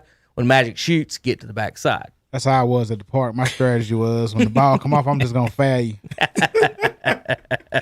Neither one of us gonna get this rebound. Yao's best season is 25-10. Average. Mm-hmm. Is that better or worse than you thought? I did not think that. Really? I didn't think he averaged. He made his career, All-Star. His career was he made All-Star every year. Yeah, because the Chinese voted him in. Yeah, I didn't think about that. Well, 25 and 10 is outstanding. He had a billion. His career average was 19 and 9. So in 8 years, he averaged 19 points a game. That sounds a little better. I can deal with that. 25 and 10 sounds a lot better than I thought he was. Not saying he ain't no Shaq good. had a hard time with it. Yeah, he was fantastic. His free throws. Here's what made him good, and this is what made Shaq should shut up. Yao Ming was a career 83% free throw shooter. Yeah, he's bigger than Shaq. Oh, he's humongous. Here's his free throws: 81, 81, 78, 85, 86, 85, 87. That's pretty impressive.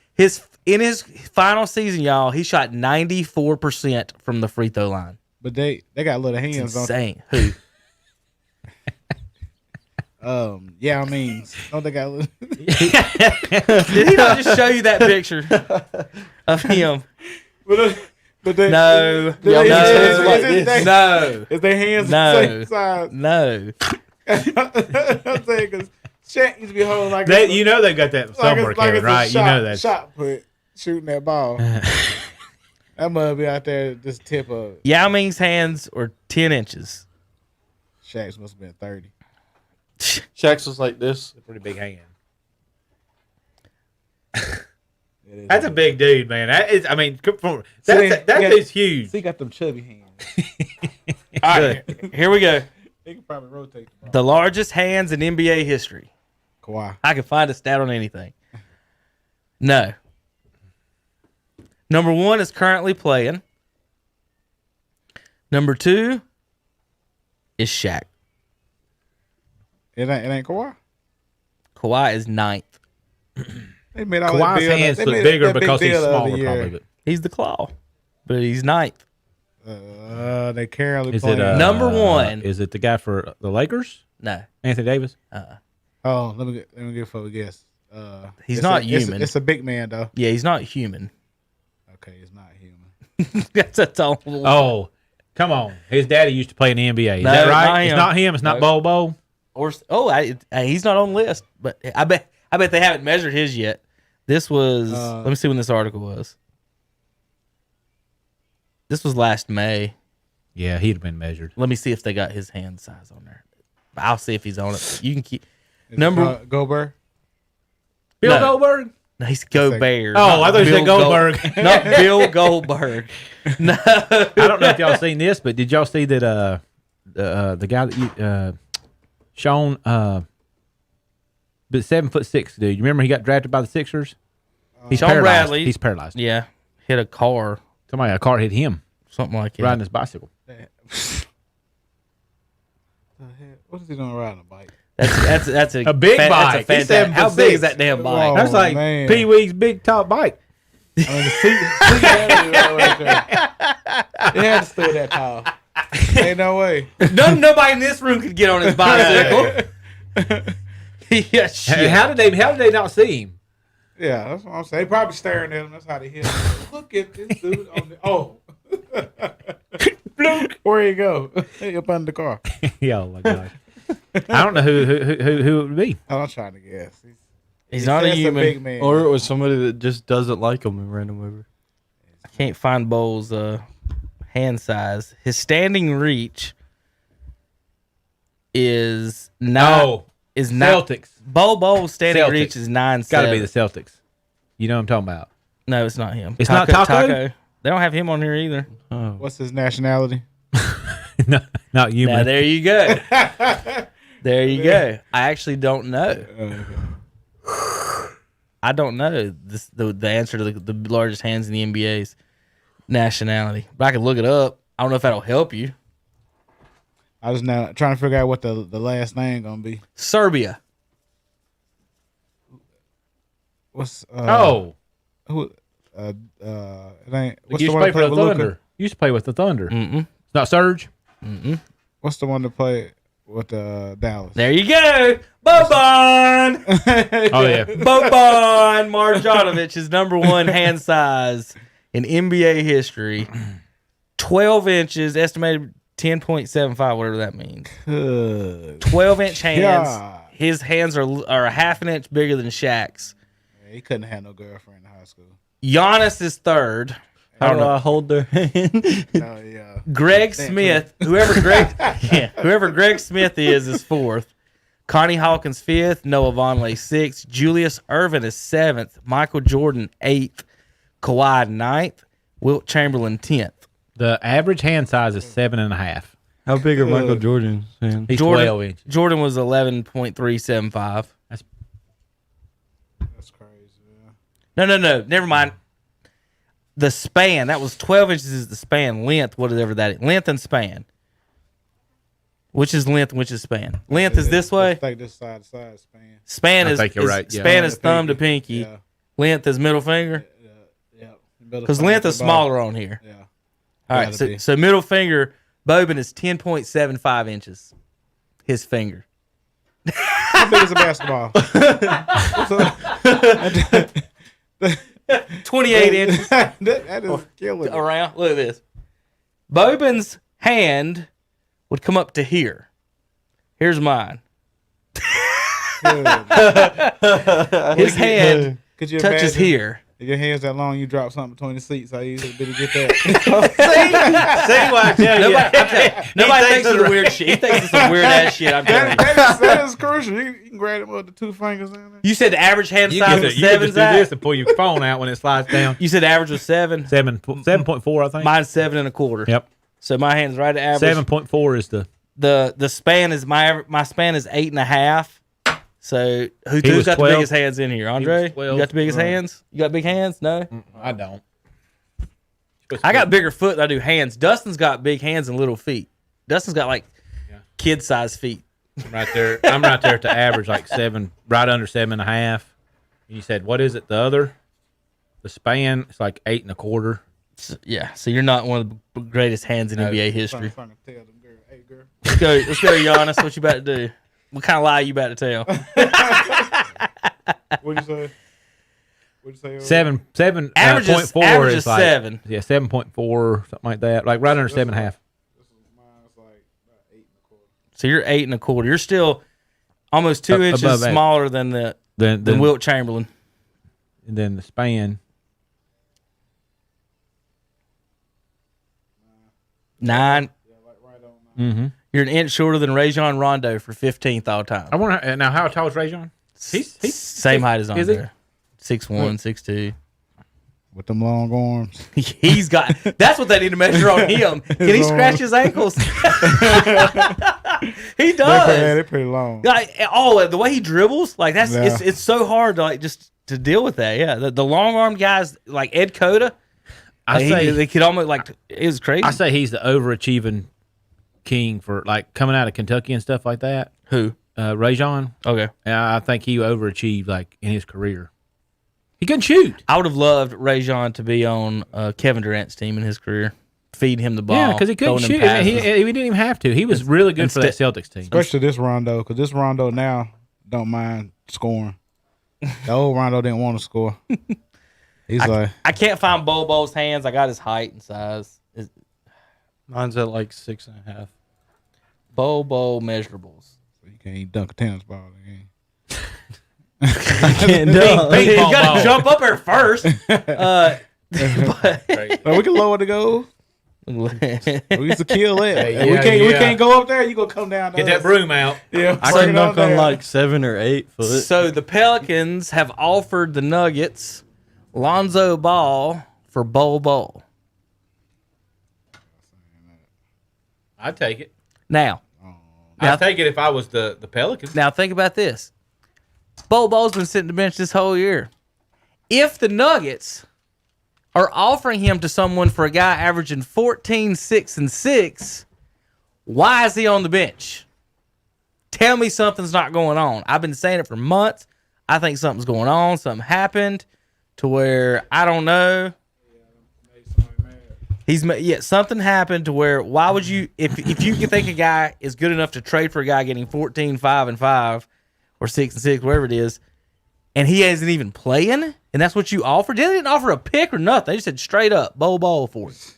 I'd love the I Hornets would to get not him. take That don't Lonzo even Ball. sound right. It doesn't, does Yeah, it? it's not And I right. like Bobo. But when he comes in, he's if they let him play, he scores. But now think about this.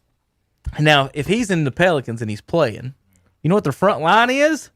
Zion, Brandon Ingram, And Bobo. Yeah, I agree. That's why I said I would take it if I was Pelicans. Small forward, power forward, center. Agree. You could have Brandon Ingram, Zion, and Bobo. And you got Ingram and Bobo that's long. How do you Brandon guard- Ingram is long. How do you guard that? It's just insane. I would not take Lonzo over any. I'll make Bobo come out and guard somebody. He gonna foul out. Sure, that's fine. He's also gonna block 5 of your shots too while you're at it. 9'7" wingspan? and a half reach. Bobo can reach to 9'7". 7'2" in his socks. Boban is 7'3" in his socks. Boban's standing reach is 9'8", flat footed. I was about to ask that about like some of them pictures they were showing of the height. I bet you that had something to do with it. What Socks. shoes they got on. Shoes too. Because Good. you mess around Yeah, and yeah, put that's some, right. like some Air Max or something on, you're gonna go instantly go taller. Yeah, the combine measures are in their are supposed to be in their socks. Patrick Ewing's, they need to measure it without his flat top. He killed that flat top. Well, He don't have one no more though. that's what I was. That's an ugly man. I want to see what y'all. I want to see. That's why they didn't let him in Madison Square Garden. They said, "You're too ugly to get in here." I want to see what y'all think. We kind of mentioned this last week. Instead of measuring guys by the height of their head, because some guys do got big foreheads, what if we measured people by their eye height instead? So it changed it a lot. No, so like We're talking about football because when you stats. talk quarterbacks, you're like Quarterback, well, this being guy able to see higher if your eyes. They are say, well, higher. Peyton Manning's taller than Drew Brees. Well, His shit, his forehead's forehead's 4 inches. Like, right, that's what I'm saying. Like, if his eyes are only 2 inches below Peyton, but his head's 6 inches, well, technically he's only 2 inches shorter than Peyton on eye height. So I think we should measure people by eye height as opposed to forehead height. And not only that, hair. Like, how do you measure somebody like Patrick Ewing or Kid and Play or any of that hair? Anybody with poofy hair? Do you measure to the line, the hairline? You just gotta have to go on top of the head. That's what I'm saying. Like, Probably so a I've ruler always thought a good idea maybe be to measure eye height. I think for basketball, you should just measure it to where you gain your advantage. So stretch your arm out. Yeah, I That's the only agree. thing that That's should matter. Right. So So if you short, you got long 9 arms, foot you 8. still 7 foot. so Bowman's 9'8". Yeah. Because that's where you gain your advantage. When you lift your arm straight in the air, you're going to be. And that's the same thing, we was talking about with Kevin Durant shooting a sky hook. who gonna His guard arms it. are long anyway. And he can Definitely already think about him learning to shoot a sky hook after already knowing and being able to shoot. Kareem couldn't just shoot threes like that, so he's already got the touch. All he's got to do is learn the fundamentals, and then boom, so. Arthur was talking like players as they get older, who's going to be able to sustain and stay in the league at what level and what they're doing. So Vince turned into coming off the bench, scored 5-10 points, whatever. LeBron, health wise, obviously he's spending $1 million on HGH or something. He said to be able to do this, but for him and these big guys, they've got to be able to score on either hit threes in the corners. And you've got to be able to score around the basket some and get rebounds. The ones I worry about is like people like Steph. Because you can move LeBron and Kevin Durant to a stretch 5 and play them. Steph, if he can't, at the guards, he could shoot till he's 110 years old. But can he guard anybody in the NBA? That's going to be his issue. And all the guards, once you get 35, can you guard these young bucks that are 23? And jumping out the gym. Right. That's because LeBron and Durant, they can move over, play the center, shoot some corner threes. You can't do that with Steph. And so that's just I'm anxious to learn and see how that goes and how long some of these guys All decide to the play. older players close to our age, I always, when I watch them, be wondering, like, you're not worried about when you come down dunking like that? Yeah, Because I remember last time that somebody threw me a oop, I dislocated my knee. Remember, it was me, Kevin, Chase, and Herb. I said, throw it up. I couldn't even walk after that. I had to use Kevin's crutches to get home that day. Big mistake. Maybe you shouldn't have been telling people to toss you in the oop. Hey, I felt good after the first one. He got a oops. I felt good after the first one. I was like, okay, throw it up. That was the word. It went downhill from there. I can see Herb. I think that gave me diabetes too. Everything. Golly. Herb probably said, Oh man, Herb thought that was funny too. He's like, yeah, he's trying to be young. I was like, well, somebody had to throw it up to me. Well, who's the MVP right now? Since LeBron's out, we'll be out. Embiid's out, we'll be out. Is it back to Giannis? Steph? Played good this year. Steph's averaging 29. Yeah, he's been lights out. It was somebody Lillard's that averaging said 30. that. Bradley Beal's averaging 32. Luka Doncic is 6. I love Luka. But I mean, numbers wise, Luka's averaging 29, 9, and 8. that's ridiculous. I love Luka. He just kind of goes under the radar. 29, 9, and 8. And he plays in slow motion. He does. LeBron's averaging. Where I just lost it. And just think, none of these players had to talk about this if players wasn't playing longer. It's like LeBron and half of them should be already on their way out the door, and they still playing. Yeah. LeBron said he's not done till his son plays 1 year. Let me ask you, if you're the NBA, and this is me being my conspiracy self, would it not behoove you and your company and everyone if you allowed, if not gave, LeBron HGH? Like, why would the NBA be against LeBron taking HGH? Why would they be against it? Because as soon as he goes, they're going to do the whole Jordan thing. Well, our rating's going to go down. What are we going to do? We're going to survive. But again, what incentive did the NBA have of LeBron retiring as opposed to him staying? They make so much money in China. It's insane that. Why would they even crack down on him? The whole did Jordan really get suspended thing? Like, so if LeBron actually got caught with HGH, would they even, unless it was made public by someone not with the league and the league found out? That'll never make it out. Even if it did happen, they'd never let that slip. Right. And for him to sit there and say he spends $1 million on his health every year, you have to think about that stuff. Gold Gym's what, $10 a month? Planet Fitness? And what are you doing? Probably everybody else. I mean, Planet Fitness is $10 a month, and we're talking about I spend $1 million a year unless on you're it. buying a if you're bad with money, Terrell Owens hyperbaric time chamber. What do you call that thing? Remember he laid in that cryogenic thing. Well, he should buy it instead of rent it. If they're spending $1 million on it, that's why that just don't add up. Whatever he says he's doing for $1 million, he probably sleeping with those little where they put the bright light around your legs and stuff. The ultralight. Yeah, I haven't seen that. That's new to me. I'll have to check that out. That's what your president was talking about last year to fight the virus. Was the ultraviolet light? Never heard it. So ultraviolet light kills. You can kill germs with ultraviolet light, and that's what that it's actually. You can look it up where they shoot light into veins. It's I don't know the exact procedure and name of it, but it's really weird. But UV light can kill certain things. It's considered a disinfectant. Kawhi Leonard is 10th in scoring in the Clippers. Jokic, he's averaging 11, 9, and 27, 11. Jokic's averaging 27, 11, and 9. Pretty good. Doggie's averaging 29, 9, and 8. Giannis, 29, 12, and 6. Who's your vote, Zach? I'm still going with Steph. He don't have no help. Andre? I would say Giannis. Tanner? Giannis. Because when he got it last year too, right? Yeah, he's won 2 in a row. This would be 3 in a row. 12 rebounds impressive. Anytime you're over 11, 10 and a half, that's good. And you the go-to man. Where's KD at on that list? He's not in the MVP. He's missed too many games. He over sitting with us. No, I don't know why that was on your sheet that we had one, but no, they're not playing today. Who's this? The Yetis. Oh. Let's see. Yeah, those are my really nominees. Unless you want to put Zion, Trae Young. Hawks are 4th. That man been shooting too. That next level is coming up. Lonzo Ball is shooting better threes than Trae Young this year. Trae's probably shooting way more. No, they're right at the same, and Lonzo's hitting them. Yep. Wow. That was the wow shock of the internet last week when they were talking about Trae Young. Stopped trying to shoot him from the logo all the time. Well, that's probably his. Yeah, that's trying to be Dame Lillard and Steph. Like, come on now, move a little. That's closer. what they don't get. They do know they only get 3 the same from point. there. Like you can get closer. LeBron tried that and he airballed it. All right, Zach. Did you see it?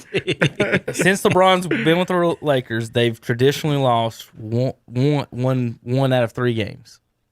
Okay, that's with like AD or someone else playing. Now neither one of them's playing. Do they make the playoffs? That'd be awesome. In the West, if they're both out 4 weeks, that's 10, 12 games. And right now, you're 4 games out of the 9th spot in the playoffs. So let's say they win 1 out of 3 out of 12. If it was the East, they'd be all right. If they go 4-8, right? The East sucks. If they go 4-8 in those 12 games and are 32-24, that means the Mavericks could go 12-9 and pass them and knock them out of the playoffs.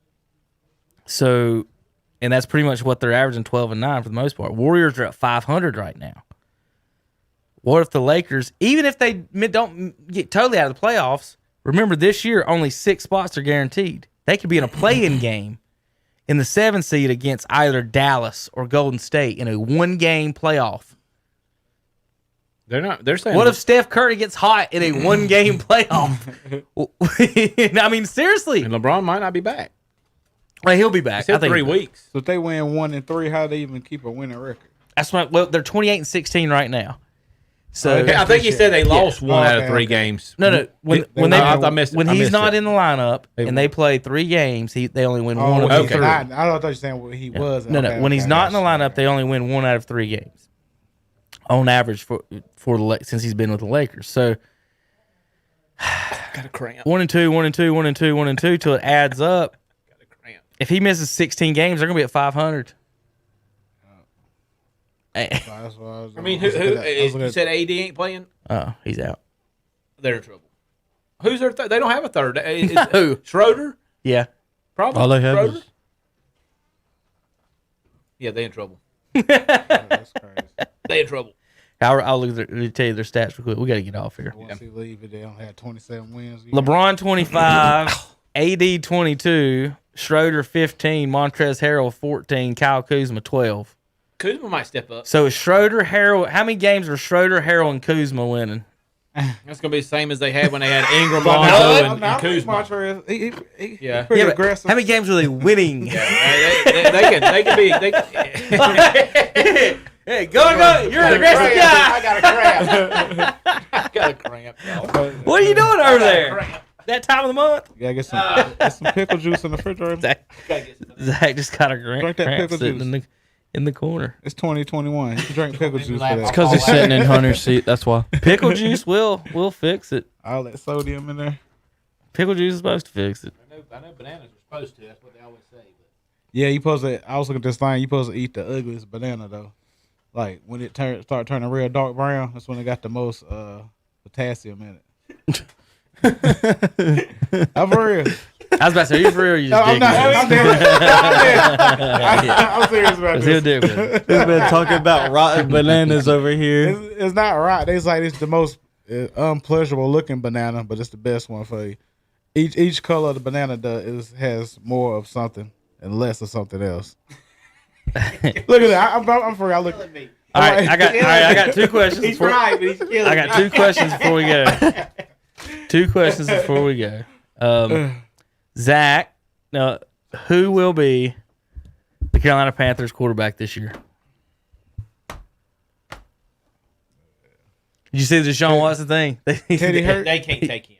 Well, They can't. they're saying They Deshaun cannot take him. Deshaun is either the most serial worst guy of all time, or this is the biggest bunch of bullshit in the history of the world. I thought that too. It could be either. It's going to be either one of them. Yeah, right. I'm hoping that Either way, it's I think he shit. was trying to come out and get in the money line. Just who? Deshaun Watson. No, he's asked for a trade, but he's got 14 or 15 allegations. It's up to against 21. him. 21 women have come out and accused him of. When he gets a massage, trying to mess with them. From Houston. Yeah, Yeah, of course. he's getting massages in Houston, basically. But I don't know. I don't think it'll be Teddy. I'll say that. They're acting like they don't want nothing to do with Well, him. I'm saying it depends. He paid that $40. Well, that's If he paid the $40, this is our game. We're taking Tom Brady as our quarterback this year. Yeah, right. The weather ain't right around here, Tom. all right, folks. Zach, Andre, that was my next question. Who will the Bucks be playing in the NFC Championship game? This is true. Packers. Cowboys. Zeke's gonna lose 30 They pounds. might win 3 games this year. If they can get Zeke down under, look less like a pork chop, that'd be good. I don't know about that. We'll see you guys next time. Shock Joxx, Saturday morning, 8 a.m., KDCBroadcasting.com.